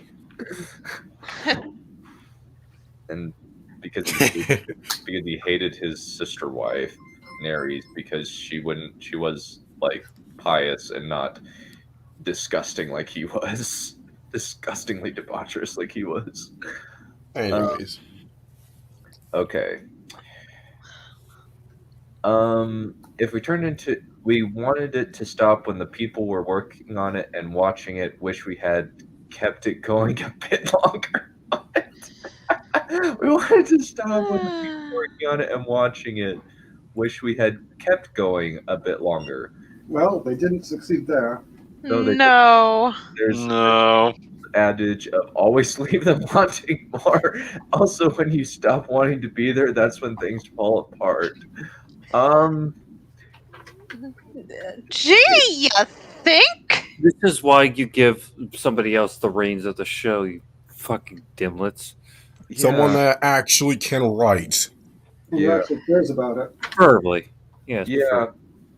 And someone who doesn't make last minute decisions after the freaking deadline. It's like it's like at the one moment he's always nice idea, and then he got hard, and it's like, oh no, this is gonna be better. Mm-hmm. But if Danny and John got married, there wouldn't be any conflict, and then where would we be? There's still conflict. Confliction. Yeah, there would still be conflict. You know, actually, imagine that actually was the only reason why she burned King's Landing. That he wouldn't give it to her. It's actually kind of inconsistent. It's like totally they say different things in different interviews and stuff. It's so weird. Like a lot of those things don't even make sense. Like she burned King's Landing because she wanted to make it personal against Cersei. Cersei doesn't give a rat's ass about the people of King's Landing. She hates the people of King's Landing. Daenerys doesn't make it personal at all. No. What the fuck? And like the people of King's Landing are under a military dictatorship. If they try to like rebel. They have no weapons. They're not going to go against like battle-hardened Lannister soldiers who have been fighting for nearly 3 years. And why does Danny not destroy the Grid Keep first then? Yeah. Because then the story would end prematurely. But it's personal, unless maybe one of the people in King's Landing looked at her funny. Maybe that's what it was. She didn't even see that. She was up on a dragon the whole time. Well, she has supervision. Yeah, you can take it. Oh, great. They're going to mention some more stuff that we hate, so... Oh, no. Oh my god. You know they're going to do that anyway. Okay. Yeah. So, well, no, actually, franchises that we hate, at least. Mm-hmm. So, Oh, no. there were White Walkers and dragons, and once they came together, the story has to go where it goes. There's probably a world where we could have milked this thing for another 8 seasons, and it would have been very lucrative for all of us. But at a certain point, the guys really wanted to go out on a good high place. Oh.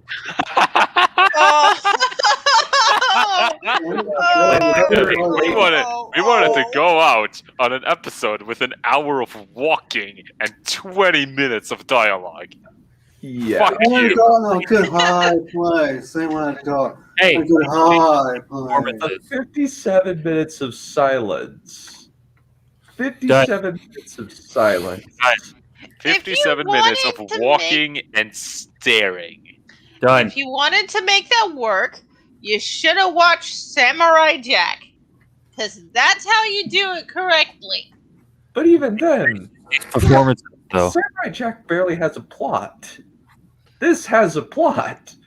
Samurai That Jack doesn't stop the fact that half of almost every episode is silent. Yes, and yet we still are on the edges of our seats waiting for what the hell's happening.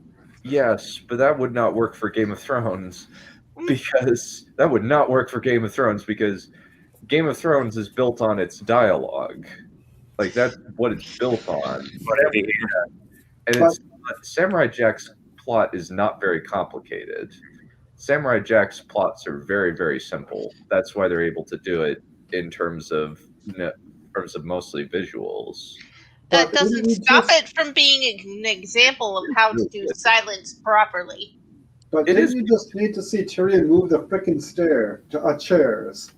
Yeah, We absolutely needed to see him walk down that staircase that cost $10,000.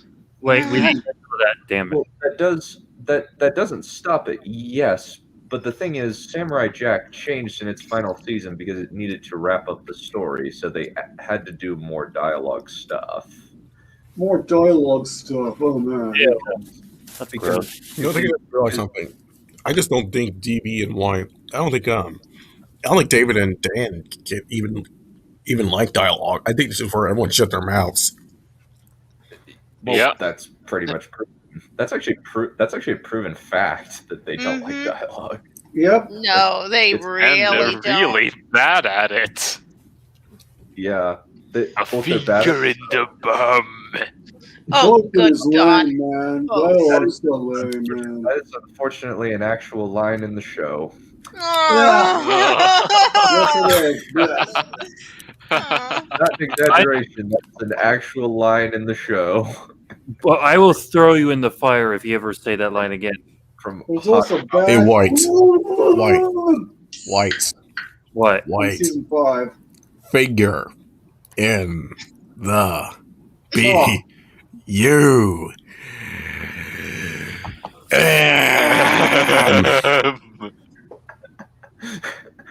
You know what? I'm gonna have to ram this wolf. Staying here. Nope. Oh, it's the Olympic. Yep. You underestimate my actual full potential. You want a good girl, but you need the bad kitty. No! Hey guys, that was a clever line. You just didn't get my themes. Okay, we don't have themes. Yeah, like But yeah, I do like Samurai Jack. That they're two very different things though, and like you could do it in something that was not that was shorter and doesn't and has like more episodic structure. They're very the main thing that works about Samurai Jack is the fact that like he's got a very simple objective. There are no subplots, and he'll often just go on tangents as he's searching for or the thing that his plot is focused on. This has multiple plots going on in a 52 minute format.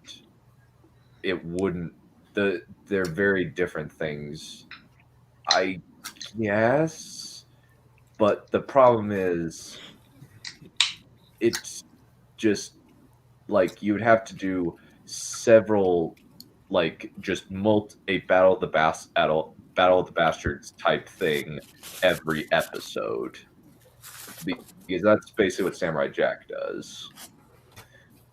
Like it's an action, mostly just like an extended action scene for most of the episode. BFG division. Yeah. So, okay. The characters were all meeting, and that's because crap's going down, so the crap has to go down. Oh yeah, that was definitely crap going down. Literally. Yep. Yes, there was a lot of crap going down. I gotta show you that, like, because that's what he actually says. Oh my Good God. Oh my goodness. Byron, you got a lot of juicy stuff to write down.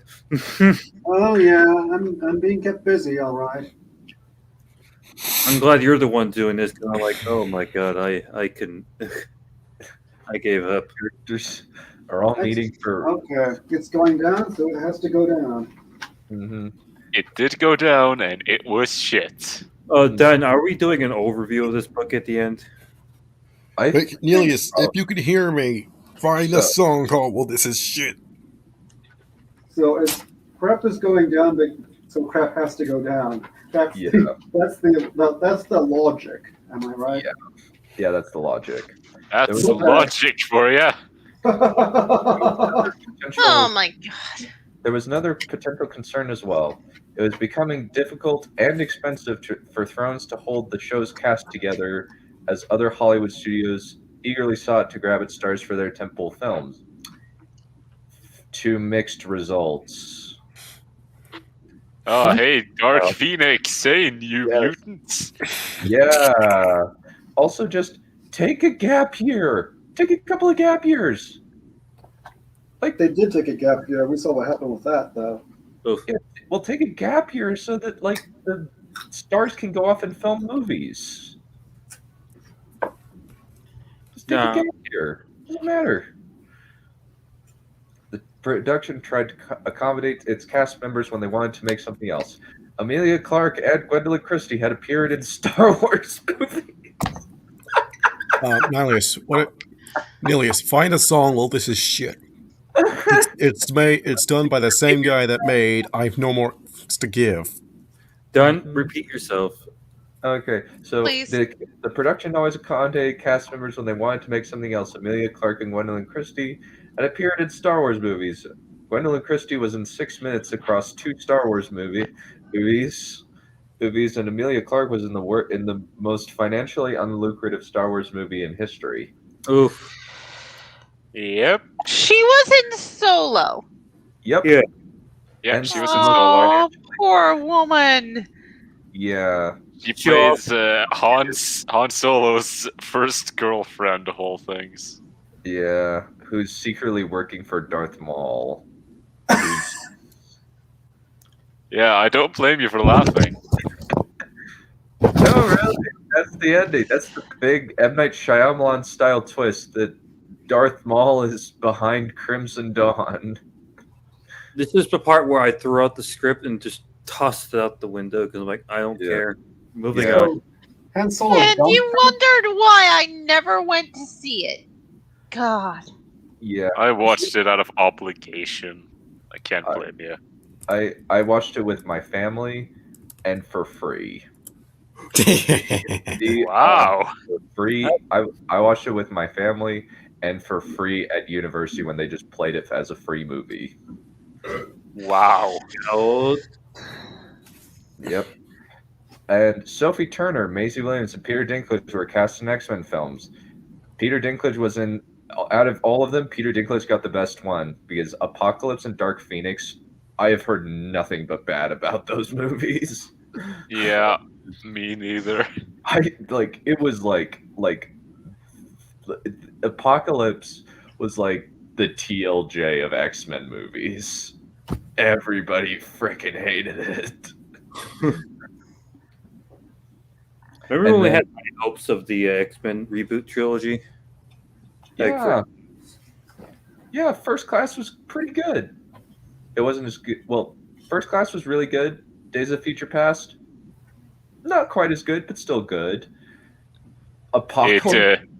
Days of Future Past unmade X3, which is probably very satisfying for a lot of people. And then they just did X3 again, but worse.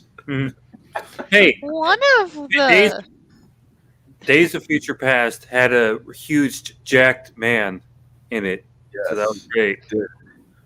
It did. Well, it had Hugh Jackman. Yeah. One of my readers said, Wolverine is so last year, and they made a female Wolverine that's more popular. And I'm like, no. Everybody hates them. Well, Logan, I think X-23 is pretty cool. I've heard nobody say that X-23 and Logan was bad.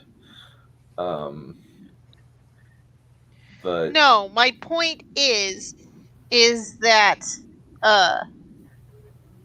nearly every single gender bender character has been bad. The flattest thing ever, and is more likely to be a villain than a hero who's dressed in a hero's clothing. Yeah, the nice thing about X-23 is that it's more like she's just Wolverine's daughter rather than a gender-bent Wolverine. If that's the case, then maybe. There's pretty much no bad versions of X-23. X-23 is pretty much in most of the on-screen adaptations that I've seen. X-23 is pretty much like a character that has never been bad, possibly because she's like a young teenager who's feral. So it's not very hard to get her right in terms of her characterization. Yeah. So she's not terribly and possibly it's easy because Wolverine's not Wolverine's basically just an animal when he's written well, and she's kind of just his animal nature dialed up to 11 and put into a female skin, which I'm just that's pretty simple, and it's very hard to screw up. Preston Jacobs calls Arya Wolverine. Show Arya Wolverine. Yes. Wolverine. Very funny. The Wolverine kills all Whoa. And Wolverine kills the Hall of House Frey. Yeah. In the snap of a finger. I wish. Yeah. But making Thrones. Wait a minute. Did she kill the women and the children too? Yes. She killed the women and the children too.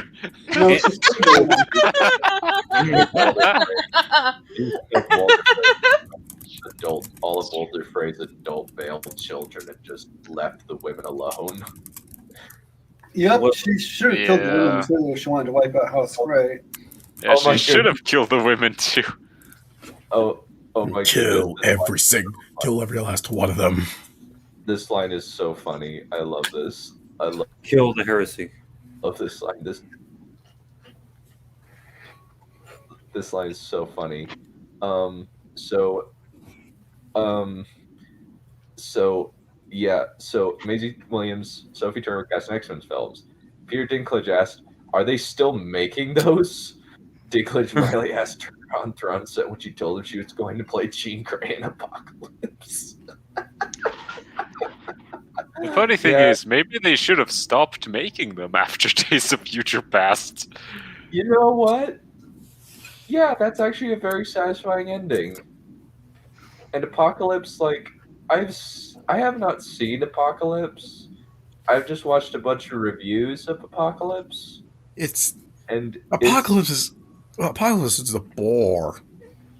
And then Dark Phoenix was the thing that killed just permanently, said, no, we're done. And then though interestingly enough, they've brought Evan Peters, the guy who played Quicksilver, into the MCU in WandaVision by recasting him. No, that was actually a trick. Really? Yeah, they just had him make I think it was a cock joke, and then he's gone. Yeah, they made a boner joke, and that was it. So it's just a cameo? Yeah. No, it was more than a cameo, but he didn't amount to anything. It's like, really? You got the superior Quicksilver, and then you just do nothing. Okay. Well, in fact, a lot of people hate it. A lot of people finished WandaVision, now they hate it. Yeah, I'm currently in the middle of watching it because I can bum off my sister's account. So. Oh, lucky you! Yeah, hooray for freeloading! Yeah. Yeah. I enjoy a little bits of it, but I've heard that the ending's not very good. From Bible Okay, sources do you care that much about spoilers? I want to kind of watch it fresh. I'm nearly finished. I've only got 3 episodes left, so I should. Okay, I'm not gonna spoil it. Yeah, I guess I know vaguely that Wanda destroys the town or something. That's what I've been hearing from Twitter, just Twitter osmosis. But yeah. So, but are they still making those referring to the X-Men movies? That's actually really funny because, yeah, because Logan is completely disconnected from those movies, so they could still make that. And it's the best one. And it's the best one by all accounts. I haven't seen it, but I need to, though. I've heard that it's very good. I actually haven't seen any of the Wolverine movies. I mean, you might be better off. Yeah. I've heard that the Wolverine is, pretty good and then kills itself in the final act, and then Logan is perfect from beginning to end. Though, I'm going to watch and review Doug Walker's sibling rivalry because he makes it seem like a schlocktastic action movie where it's just the main thing I've heard about that, it's a very somber character piece.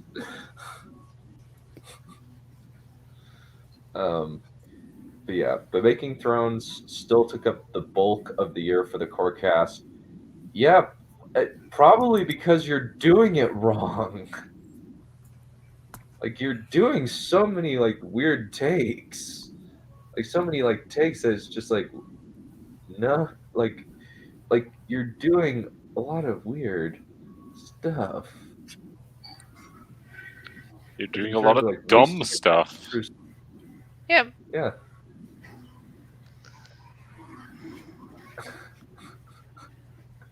Oh man. Anyway, moving on.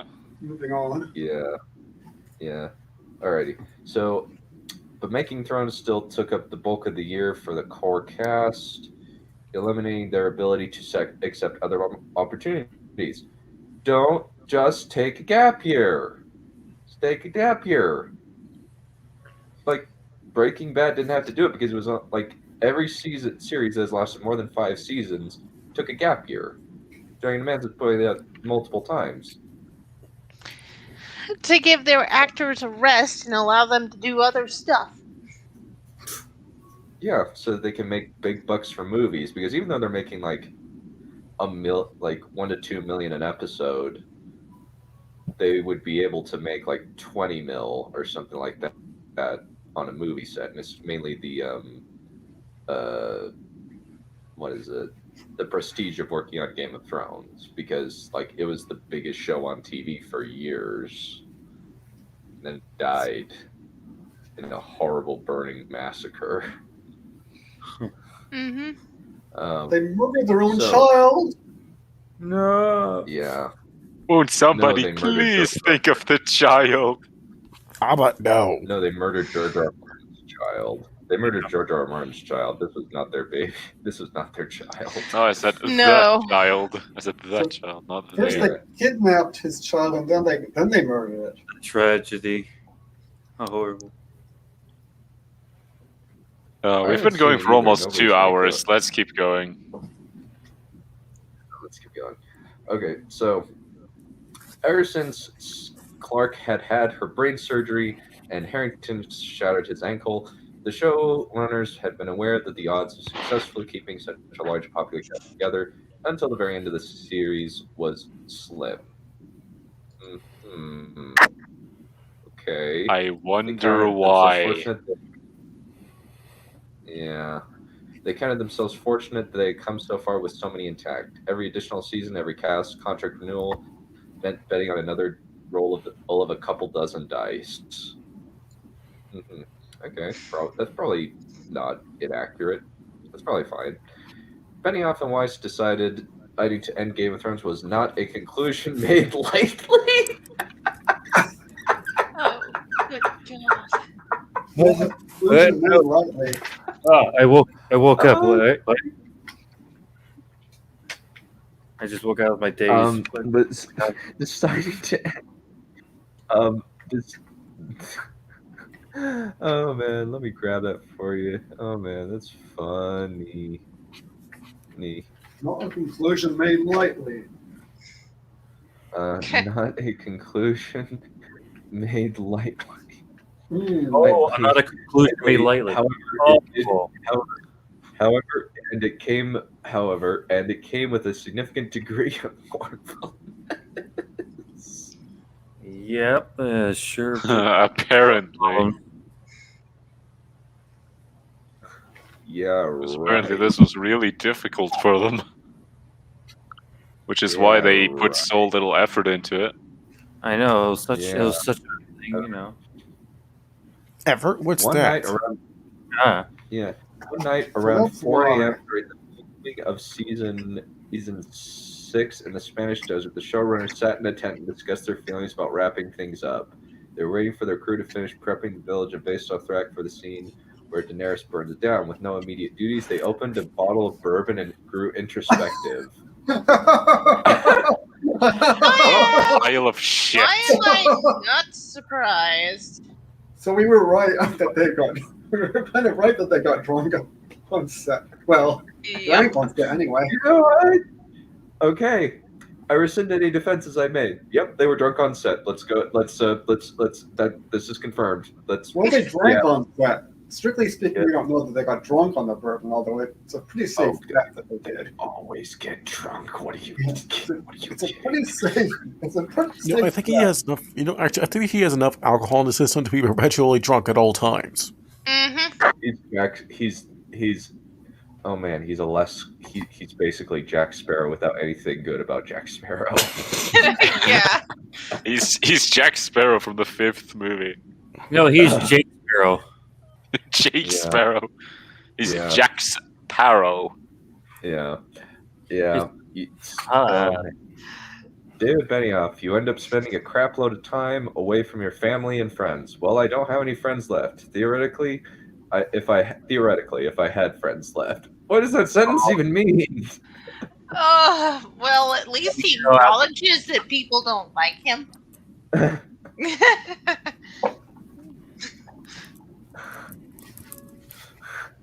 Didn't have any friends left. That's kind of sad. No wonder he's getting drunk. You instead spend time with your colleagues, and I am truly fond of all of them. They're your friends. Oh man, like other people, other people besides me, let's examine this for a bit. Because Well, if I this everything that this man says, like, look at this.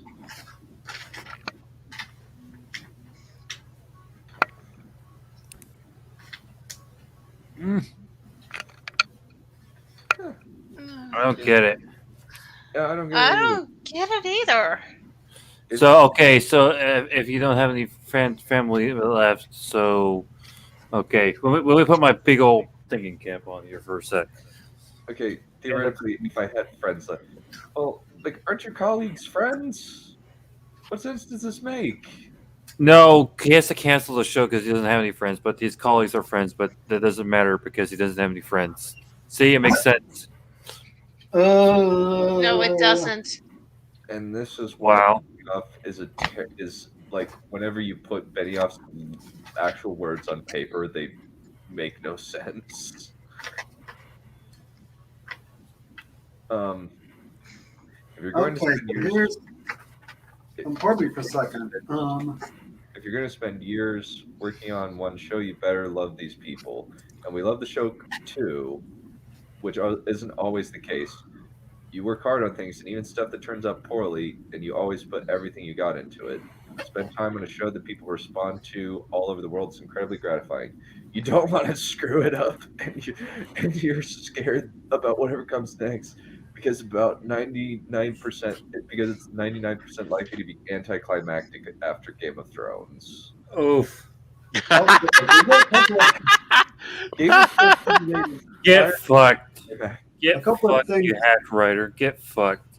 A couple of things in chat. Yeah, there's that. Yeah. That one. He's basically an He unlikable is. loser, and that one up there. Yes. Yeah, it wasn't an impulsive decision like every other thing we did. We made in our lives. We promised totally sober, totally level-headed. Oh yeah. I use cold logic. Yeah. No. Yeah, press triple X to doubt, chat. Yeah. Yeah, press as many X's as possible to doubt. Yeah. Yeah. Let me see. I got something. I think I have something for that one. It's very pertinent at this point. Yeah. Survey says that's what I thought. Yes. Also, It's careful planning. We did sober with measured effort. I have one thing for that. Where the fuck was that? Oh, that was really loud. Yes. Yes. No comment. Yeah, it's just no. It's just flat no. Yes.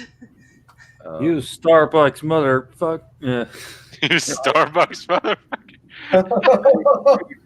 iTunes gift card is a holiday bonus giving.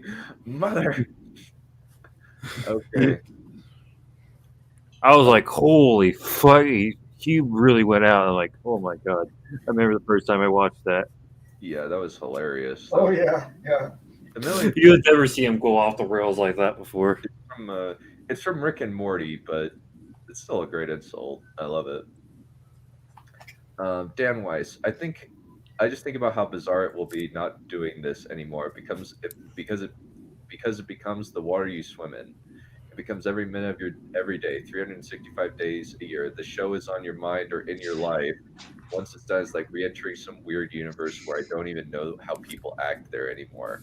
You didn't know how people acted to begin with. You don't know how people act. This is proven. Mm-hmm.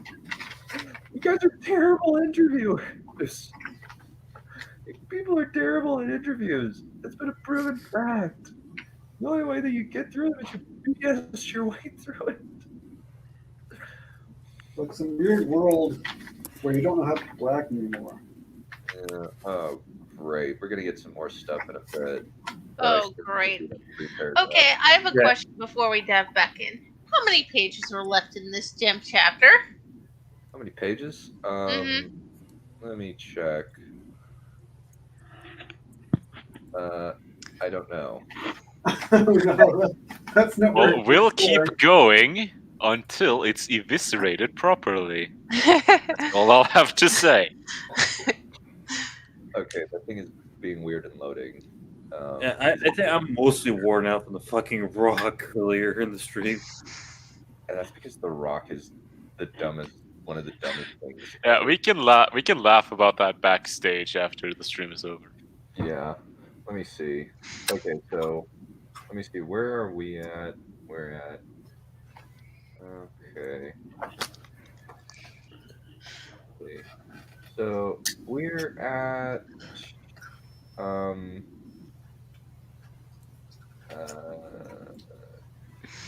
Okay, so we're at 325 and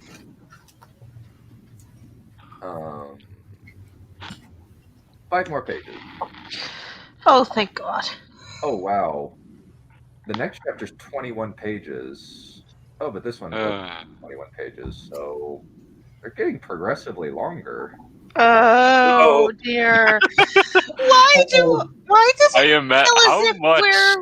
how much of the last couple of chapters do you think will be essentially excuses for season 8? Oh no! See, this whole live stream series was just a grounds to watch for Dunn to watch us suffer because he's a fucking sadist over here. Well, I'm suffering too because I'm reading this live with videos. I've watched it beforehand, so I got my suffering out early. Yep, 3 words. Kirk Cameron's Christmas. No, he does not compare to that whoever her fucking name is. I'm having flashbacks to Framing Monsters. Oh yeah, I showed that to Griffin Gaming. He's like, "Oh no." That freaking Saurian Cinema video where at the end, you get the From advertisement. It was funny because I was on his Discord earlier. He came to VC chat and I showed him that video. He was just floored, and we didn't even get anywhere close. It was just, hey, I learned this assassination from a dinosaur. He's like, what the fuck is this? Yeah, Dunn is secretly a supervillain. Yeah, let's go with that. Yeah. Yeah. Wait. Wait. Oh my gosh, this is terrible. Oh, great. Thanks. Lovely. Oh, great. I hate you. I know. I like you too. You're a good man. This is a touching moment. Love it to you all. This is a character arc going full circle. Okay, so David Benioff, even on a basic level, I'm sitting here in a tent and in the desert. If I want a chocolate bar, someone will get you a chocolate bar. That's not normal. And on a writing level, I'll think it would be fun if Tyrion makes a joke about that. Maybe not in this season, maybe next season. What? So they get some of their ideas from random shit that just happens on set. Of course they do. Of course.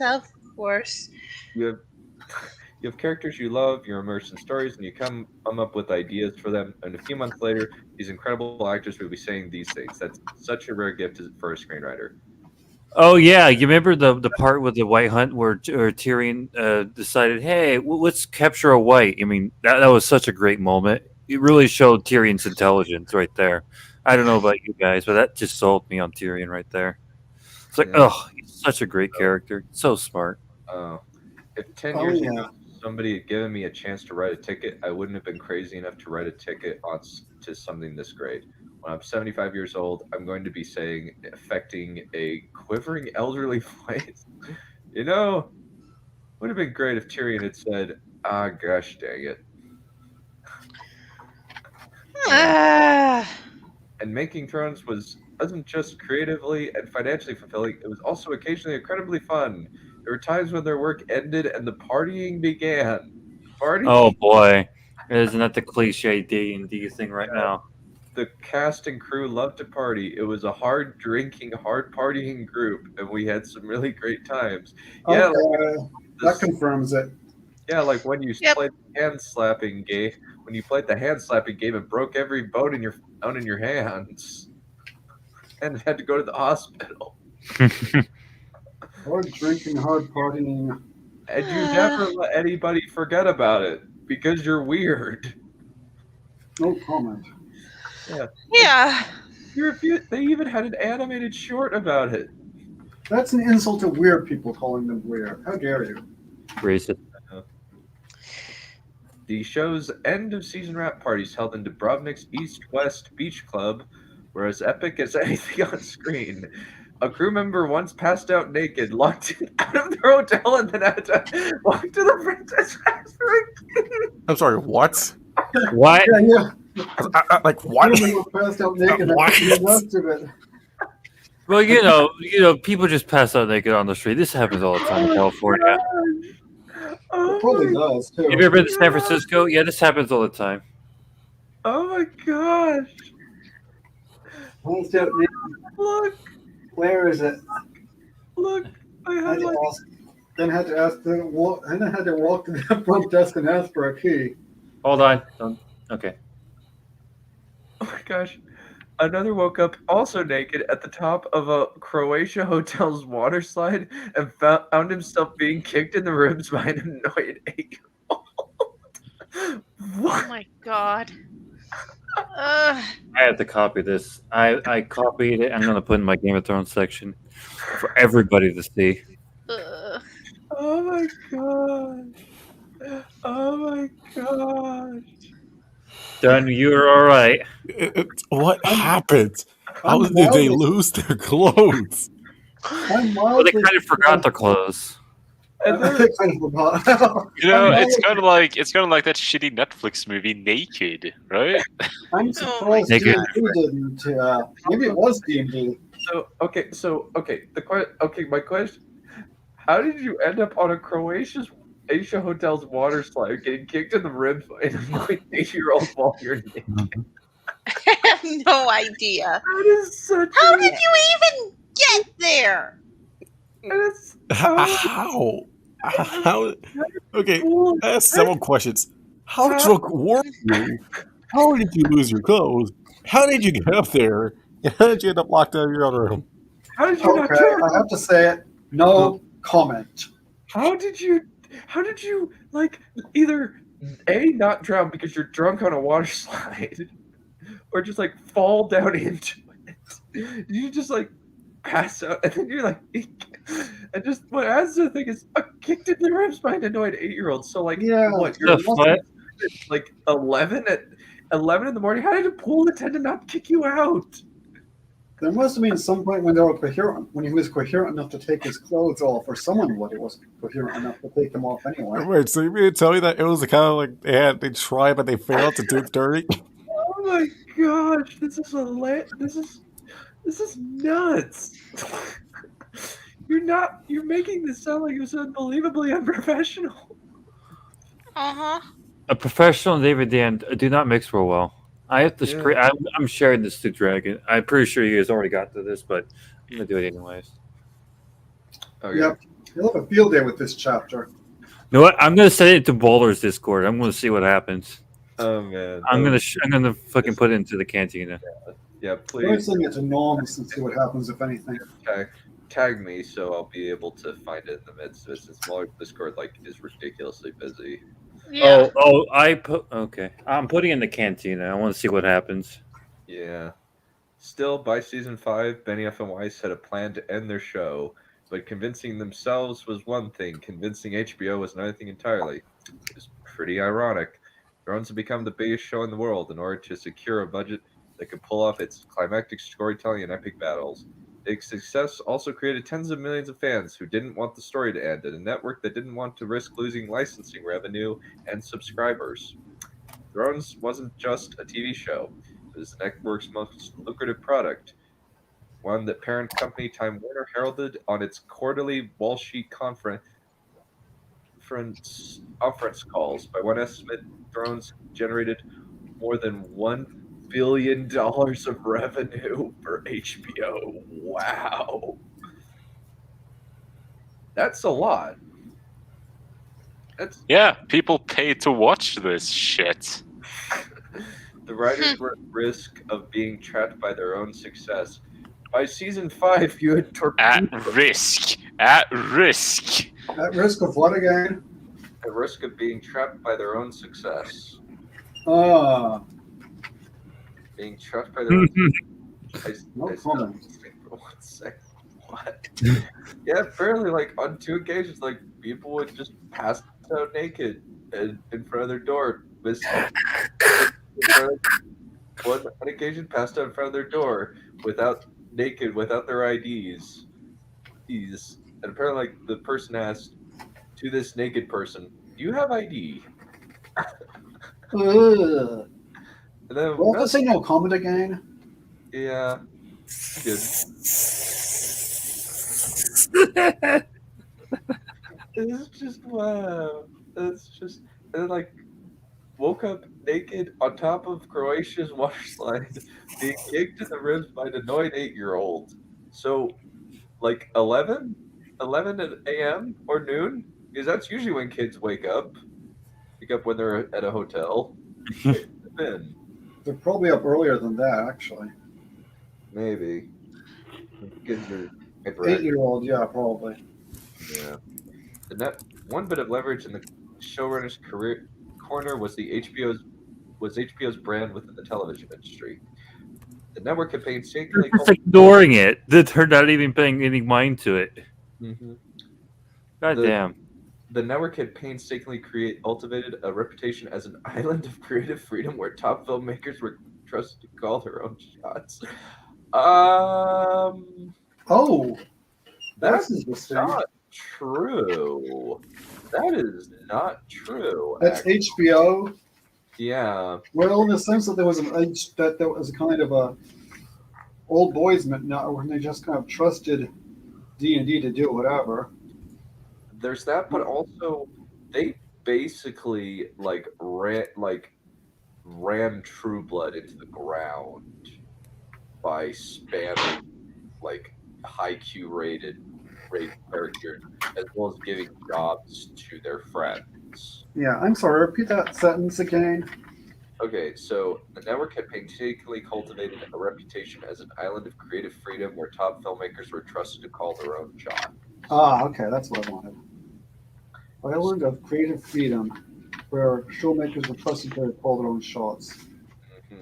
Still, it's difficult to dream of a hypothetical scenario that would put HBO's creator friendliness to a tougher test than this one.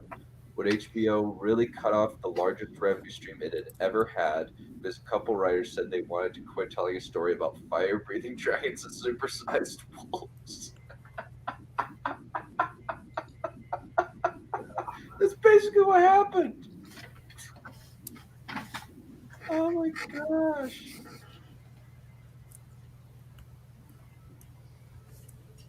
Yeah. Okay, so Michael Lombardo said, "It's not often creators come in and say, 'I see the end.' It happened with David Chase, with Twisted Arrows, and Alan Ball's 6 Feet Under. This was a bigger scale. I pushed back hard. The answer was, are we going to get over with this? If you have showrunners who aren't devoted to the journey, you're going to feel it. And boy, howdy, we did." Oh, man. Oh boy. Yeah. Holy shit. How? How did this book get written? How was it How did it approved? get published? How did it get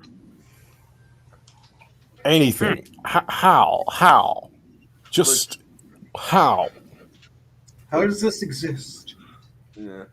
So, David Benioff, they knew we were looking at 7 seasons for a while, then ultimately 8.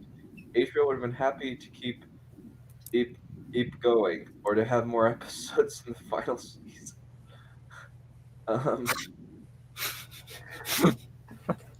This ain't gonna end well. It never does. It didn't. Wait. What? Dan Weiss, how about season 10? What's the context for this? I don't understand this. This feels random. Why is this here? What? Where? Dan Weiss, how about season 10? We would have been fine with season 10.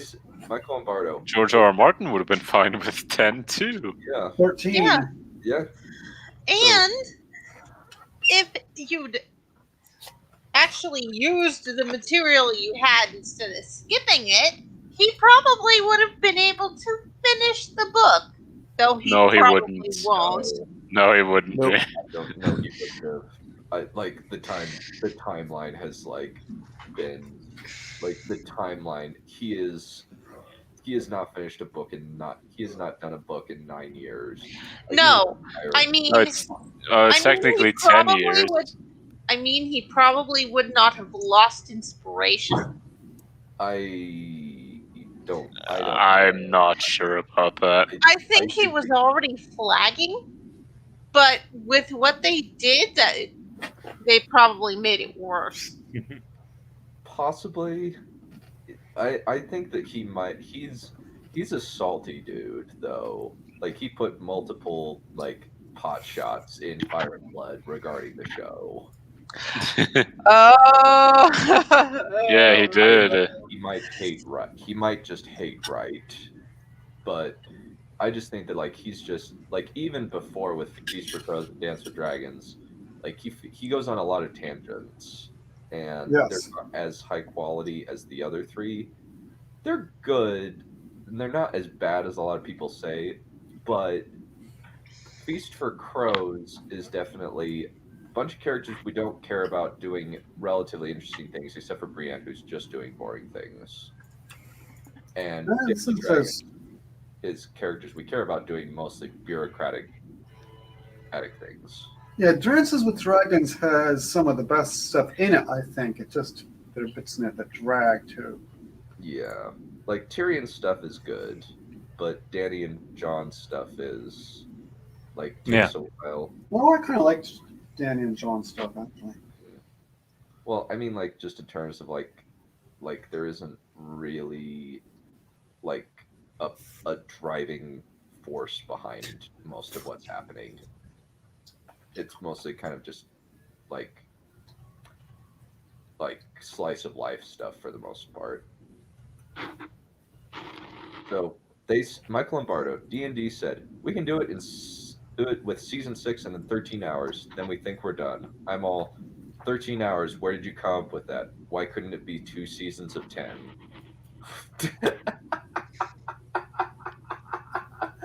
Oh man. They asked, where did you come up with that? That's how it always is. We pushed, we cajoled. I tried to think of financial incentives. Well, that's the thing. These men are like the Joker. Some men can't be bought, bullied, or bribed. That is all three. Threatened. Bought, bullied, or threatened. Yeah, so you got to do all three of the above. Some men just want to watch the world burn. Yeah. Some men just want to watch the entire universe burn. Yeah, that would be entertaining, certainly. Yeah. Well, at least. Yeah.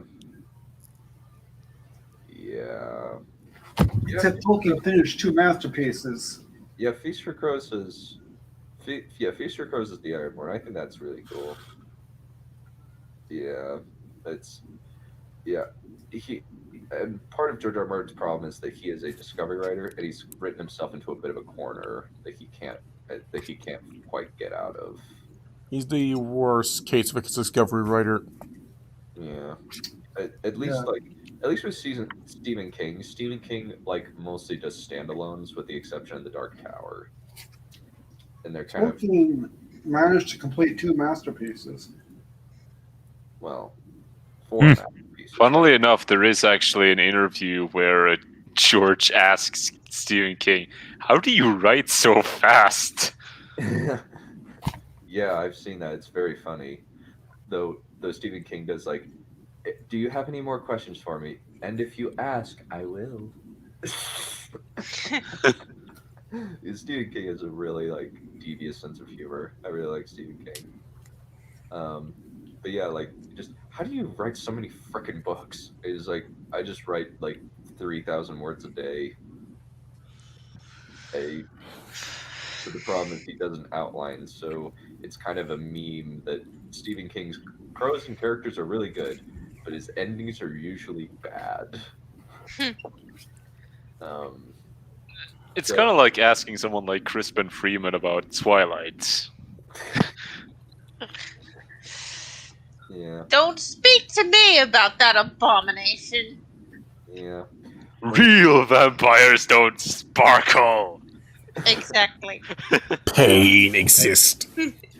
Twilight is The funny thing is that despite having sex in it, Twilight is really blue balled in terms of vampire lore. Mm-hmm. Yeah. Anyway, let's move on. Yes. When we gave them the final outline, that helped. They were able to see why taking this and stretching it out into another 10 episode would ruin this and would make something that's ideally powerful and affecting feel drawn out. No. Really? No. Danny and the Night King, like falling within 2 episodes? No.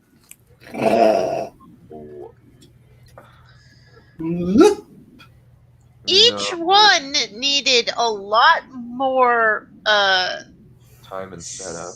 Yes. Yeah, this is why I actually consider the idea that season 8 episode 4 might actually have more problems than either episode 3 or episode 5. Because it's such a mess. And it's going everywhere, and all the storylines are getting derailed, and so much time is wasted on nothing. Yeah, and you have the moment of Danny kind of forgot about the Iron Fleet. You're on shortages. Yeah. Yeah, like episode 4 is borderline incomprehensible. Yeah, and the thing is, the last 4 episodes are written by Dip Crap and Dumb Arse. You can definitely tell. Yeah, you could definitely tell. And I'm not surprised. And the only 2 good episodes of the season were written by people other than them. I mean, good in quotation marks, like Yes, functional. good in quotation marks. One is still written by Brian Cogman, who still has their unfortunate mentality that's been drilled into his brain for reasons. Okay. It would have meant a lot more money for them, but once CEO Richard Plepler realized we didn't want to, he never pushed it. That was their philosophy the whole way through. Yeah, and they lost a lot of money on this. They're forgetting to say, oh, HBO lost half of its subscribers. They really did? Mm-hmm. Well, we're not sure about the exact number, but I'm pretty sure they lost quite a few. It was I think like 30 to 40% is probably more accurate, but that's still a very That's insane.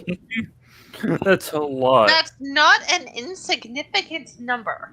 No. No. Like maybe like saying like 50% is probably hyperbolic, but it's probably more like 30 to 40. But that's a pretty hefty blow. It was kind of the same thing like is happening with Disney Star Wars after Gina Carano got fired. Like Disney subscriber counts are like dropping like flies. You get what you fucking deserve. Mm-hmm. Yeah, just like Warner Brothers when they fired Johnny Depp. Mm-hmm. Yep, or Disney when they fired Johnny Depp, like because Johnny Depp was set up. Like I don't think it's a proven fact that he was set up by his Yeah. like that's been proven. Okay, so from what I'm reading here, after season 5, there was a 22% drop in subscribers. After season 6 concluded, it was 40%. Wow. Then there was a 7% drop following season 7, and 16 after season 8. Wow. Wow. So the highest one was season 6. That's very interesting. Huh.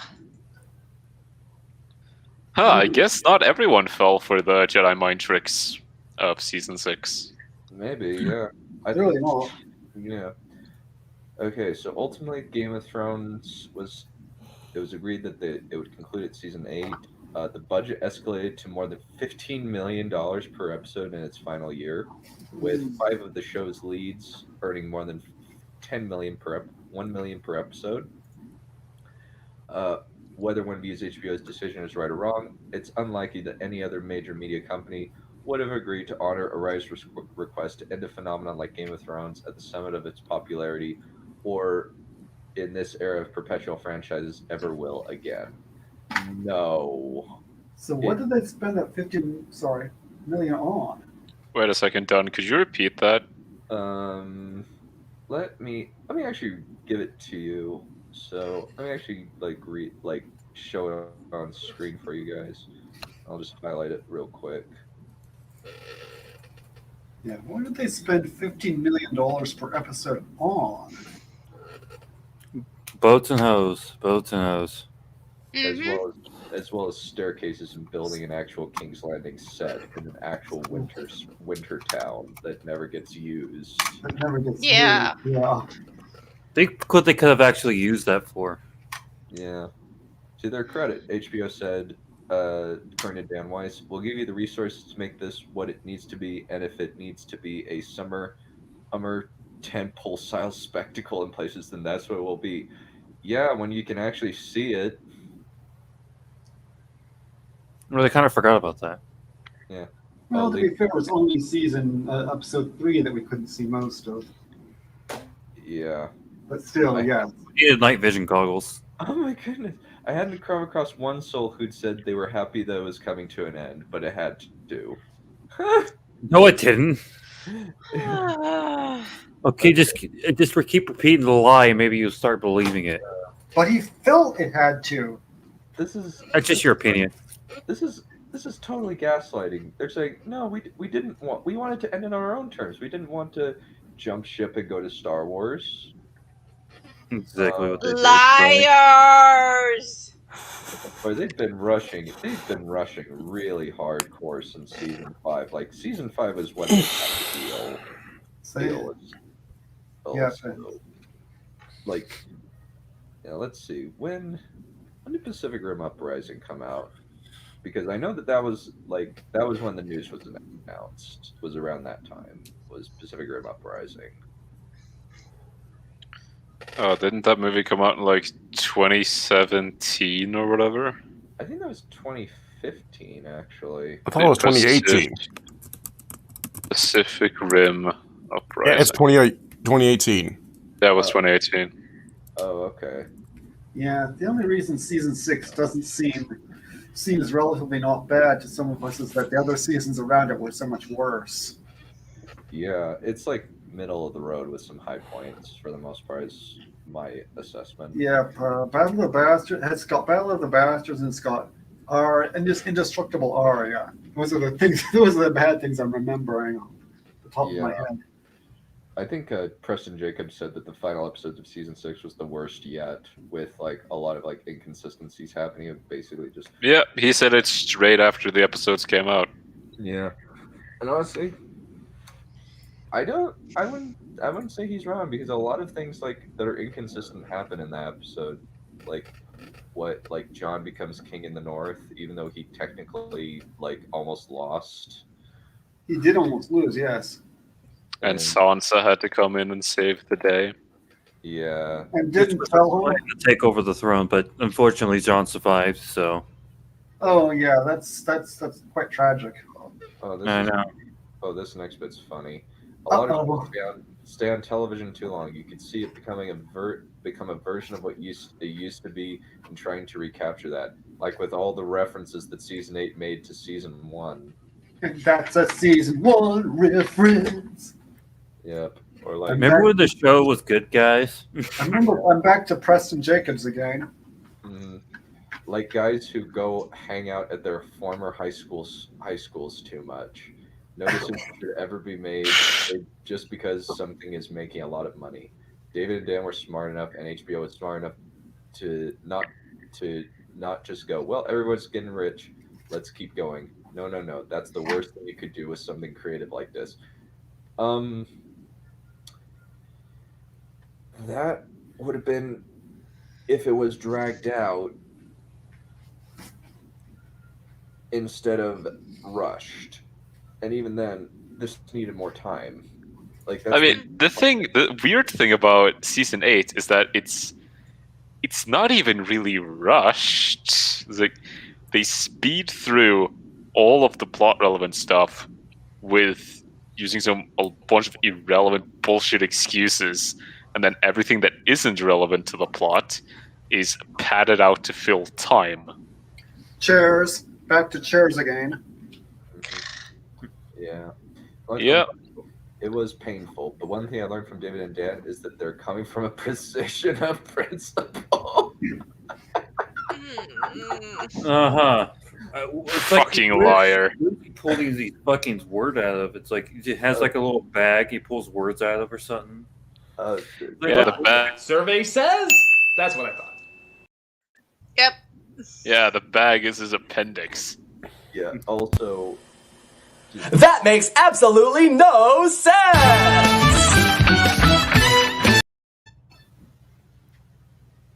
Yeah. The thing is, when you have to pull shit out of your ass, you should probably put it in the toilet instead. Yeah.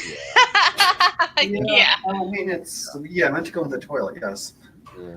You don't want to become a network producing episodes that the creators do not believe are integral to the storytelling. Like season 8, episode 2. Yeah. It's just a bunch of noise at this point. The idea of pushing them to a place where they're not excited about the journey felt like the wrong way to end this, and the idea of continuing with other writers would never be considered. Oh, you mean people? Why not? Oh, that's an interesting one. Stop. The idea of Why not? Why couldn't you go with another writer? Are they going to address that? I don't know. Let's keep going. You've read this book before. You can spoil it. I haven't. No, this is fresh. Oh wow. I'm reacting to this live. Oh wow, this is deep.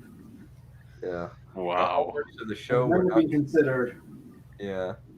They just say, and the idea of continuing with other writers was never be considered. The hallmarks of the show were not just the action, the CGI, and the dragons. People respond to storytelling. It's so authentic. The characters are so well crafted. Once you lose that, you never get it back. The characters are what? This is so fucking tone deaf. I feel like I'm about to throw up. The characters are what? I gotta show this. Oh dear. I gotta show this. Yes, I need a screen cap because holy shit. Yeah, that sounded like something. Yes. I need to get that. The characters get back. It's so authentic. The characters are so... What? Shut up. So if we're true to who we say we are, and we keep going, then we're just doing what other networks have done. Nobody wanted that. However, we were unhappy we were from a business standpoint. It was part of the journey of HBO. Did I hope they would change their mind? Sure, but they didn't. Ultimately, I think we did the right thing, and they did the right thing. Wow, this is like peak lame stream media shilling. Perion, I'm posting them all these screenshots in the Song of Ice and Fire tab. Good. Yeah, like because the dragon sometimes might ask for some. Yeah, I thank you. We are very happy to do it because it's just like this book is so bad. There's a lot of bad stuff here. Hold on. Like he's currently reading through a lot of it. We're kind of just reading it live without doing any we're doing live analysis and editing without any editing. But that's pretty much that's it for this episode of this particular series. But man, like this is totally gaslighting. This feels like gaslighting. It's pervasive lying, just like David Benioff, just like J.J. Abrams, just like Rian Johnson, just like Kennedy. Oh, we haven't done that one yet. You're wrong. You're lying. Yeah. You know that one scene in The Last Jedi where it's one of the very few scenes where Daisy Ridley is actually emoting properly, and she calls Kylo a liar. Yeah. Yeah, you should probably get that as a clip. Maybe.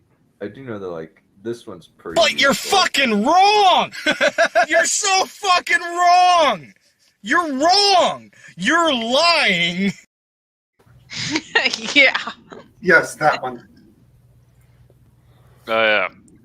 By the way, whenever we find more lies, you could also find the Khan clip from Star Trek Into Darkness, because J.J. Abrams lied a hell of a lot about that. Yeah. I am Khan. My name is Khan. Oh, Khan. That character. That character has such a weird history. He's an Indian man played by an Indian dude played by a Hispanic man, and then it got changed to a British dude. Oh, good lord. Who can't pronounce penguin. Penguins. Penwings. Yeah.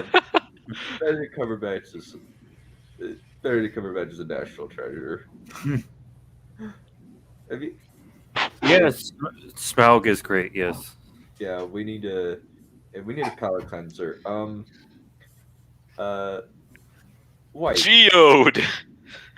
No. Yes. It's actually funny that you bring up The Hobbit.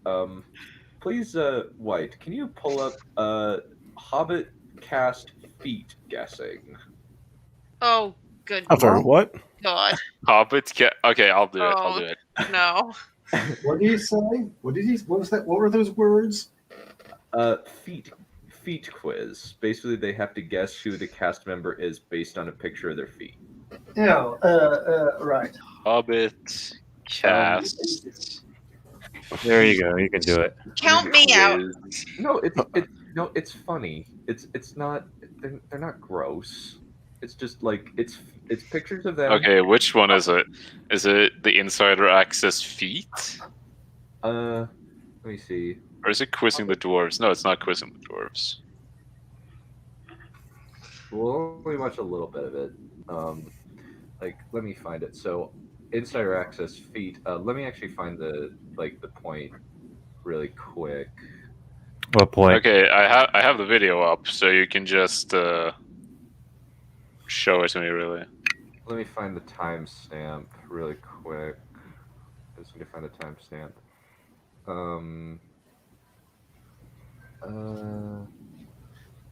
I think it's at 2:08. 2:08. Okay, Okay, I'm at 2:05 right now. 2:06. Okay, cool. Okay, turning on the sound. Yeah. Share screen. It's funny. It's Share funny, audio. Part-time sadist. Feet. Yeah. And it was him, and then he corrected me. Yeah. I called you on that. Oh, Jesus. Oh, God.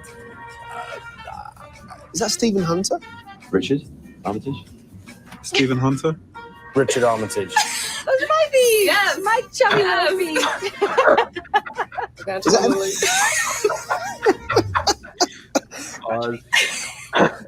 Of course you would recognize those.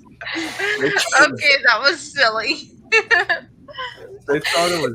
Maybe it's the pit show. A little bit of controversy over people didn't quite know because of the gene. Oh, did everyone was like, oh, is it Peter? They Is it kind of Peter did. Jackson? They kind of did. Stephen Hunter, she's gonna kill me. That's bad. Oh God, I feel so bad. Oh, anyway. Wait, that was it? Yep, that was it. Well, at least like the only bit I was interested in. I just thought that was the funniest bit because they think Evangeline Lilly's feet were Bomber's feet. Oh my god. Okay, that was funny. And they're like, Stephen Hunter, she's going to kill me. Yep. See, wait a minute, second. Who does Stephen Hunter play in The Hobbit? Stephen Hunter's Bomber. Oh, okay. They thought the Evangeline Lilly's feet were the fat dwarf's feet. It's just like, and she's like, she laughs. I was like, oh, they probably thought it was Stephen Fry's feet, the Master of Lake Town's feet. And she says, those are my feet, my chubby little feet. And she's like, Richard Armitage, Stephen Hunter. Like they thought that like that was like either Thorin's feet or Bomber's feet. And Luke Evans is like, that's a bad picture. That's a terrible picture. Oh. It's kind of like I don't know who to compare it to. Like if you show like Karen Gillan a picture of her skin or something. She's going to kill me.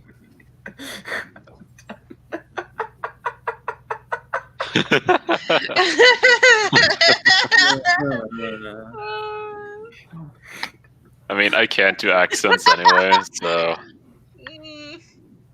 I can do some. I can do a few. Terribly well. But yeah, same here. But yeah, it's yeah. I can do accents, but they don't sound very good. I could try. I mean, I talk to myself a lot, so I sometimes develop an accent to make a conversation seem interesting. Like Chester the crazed old British man. I got a great few. Hang on. I forgot all their names. Yeah. But yeah, Stephen. I just find that infinitely amusing. Like that is so funny to me. It's just. Yeah. It's just Stephen. Like the immediate response is Stephen Hunter. He's gonna kill me. I just find that so funny. It's just oh my gosh. It like just Benedict Cumberbatch just like looks to the side. It's just like oh my gosh. Yeah. Alrighty. Well, we will call that good. We've been going for nearly 3 hours. We will leave. Yeah. I think we'll round off here. Next week. So the next one is shipping out. What's that about? Fewer episodes and bigger and better. It's Steven's season 7. No. Oh my god. I can't wait till the White Wing. I can't wait. I wonder how much of that they're going to leave into. Yeah, but next week we're actually going to take a break from Game of Thrones stuff. We're going to go back to the DCEU. Even though if you don't fall asleep this time and don't wake up. Yeah. Yeah, I think that I might have been sick or something because I've been feeling rather lightheaded for a little bit. So that's not good. Yeah, I got like Careful. I got a decent. Make sure you drink water and get sleep. Yeah, last night I was able to get about I was able to get a good amount of sleep, so I should be fine. But I think I got like about 6 hours of sleep yesterday, but then I just bedded down went down to take a nap at about 4:30, and then I just didn't wake up until 9. I was just conked out. Oof, that's pretty serious. Oh, you're like the dwarf from the Desolation Smell. You're like, you wake up and like, oh, the time. He hit his head on the fucking table. Kind of, yeah. I should have set an alarm for 7:30, but especially since I missed my mom's birthday dinner and my grandparents coming over. So. Yeah, I was out. I was just out. But next week we will be doing Aquaman, and we'll be doing a double feature of Renegade Cut and Remarkable Republican. This will be a first. Remarkable Republican. It's not the first for Remarkable Republican. It's the second, I think. Yeah, we did the Game of Thrones. We already did his Game of Thrones one. You did his Game of Thrones, yeah. Anyway, so when we're watching Aquaman again? Well, whenever you get, maybe either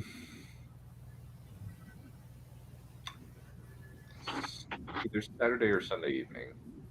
It might even be Sunday, not Saturday, please. Not Saturday.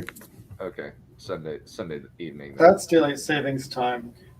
Yeah, Sunday evening, yeah. Daylight savings time. Deadly savings time, I call it. Yeah. I like the extra light, but I hate changing the hours, changing time. Yeah, I do too. But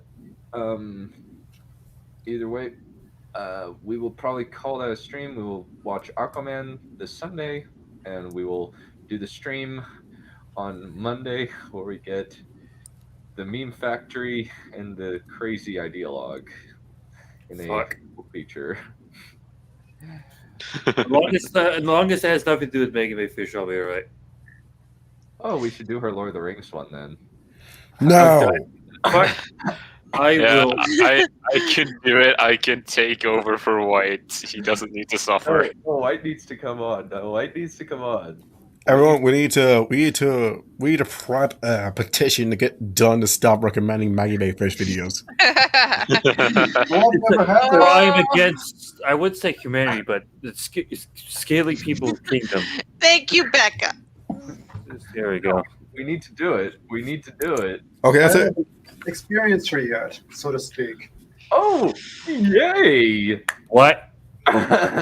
Yes, I have not experienced her yet. She's one of your enemies list who I have not yet experienced. Valerian, you should not have said that. Well, that is definitely going to make us Maggie Mayfish gives you extra HP. Extra EXP, sorry. Yeah. No, Megan Mayfish gives you the ability to curse incoherently at the bottom. I said some pretty nasty words back on that game. You can up your bard skills. I remember when I was there when Smut did the first one. It's like, no, you are not allowed to do her again. Done. Is this like a rite of passage or something? Of course, Smut didn't listen to me, so No, he listened. He listened to Dunn. He listened to Dunn. You should have told him don't ever listen to whatever Dunn has to say again. Well, the thing is, like, I just suggested Maggie Mayfish, and he's like, "We need to do an emergency stream on this." After watching like 5 minutes. Yeah. We still play. Prepare all of your vicious mockery cantrips for this shit. I am curious. Did you show Smut that my clip of that, or did you not? Or did you save him from it? Clip of what? I edited down. I separated the two parts: the Game of Thrones and the Megan Mayfish part. We've already done that. We already did that video a long time ago. Oh, okay. Wait a minute. Why does it feel familiar? Why do I feel as if I had this conversation? Why does it feel as if like this conversation happened before?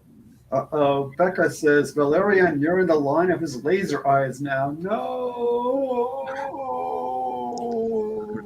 Seriously, I feel as if laser eyes. I honestly, I feel as if this conversation has already been done before. Yeah.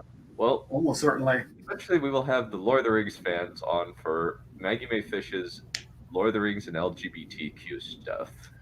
Wait, we have to watch God. the Ring first, right? Pardon me. No comment. Yeah. We haven't even gotten. No, We really? haven't even watched Two Towers yet. Maybe. Well, okay, we'll watch that as our conclusion. We'll watch that. Like, okay. Okay, here's how it's gonna work. Great acting, Blair, and I sound exactly like that. 10 out of 10. Okay.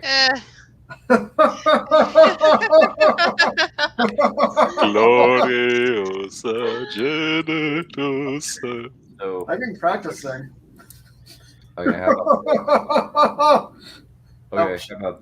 how about this? We'll watch Two Towers We'll watch Two Towers this Tuesday and next Tuesday.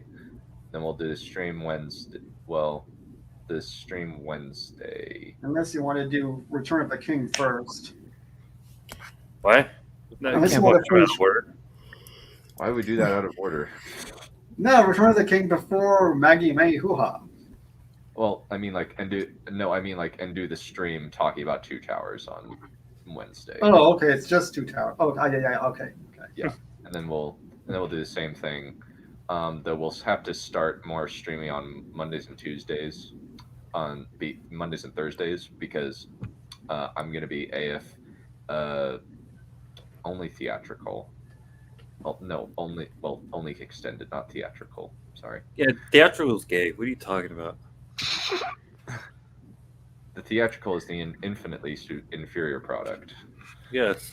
Yeah, the theatrical does not exist. It is not canon.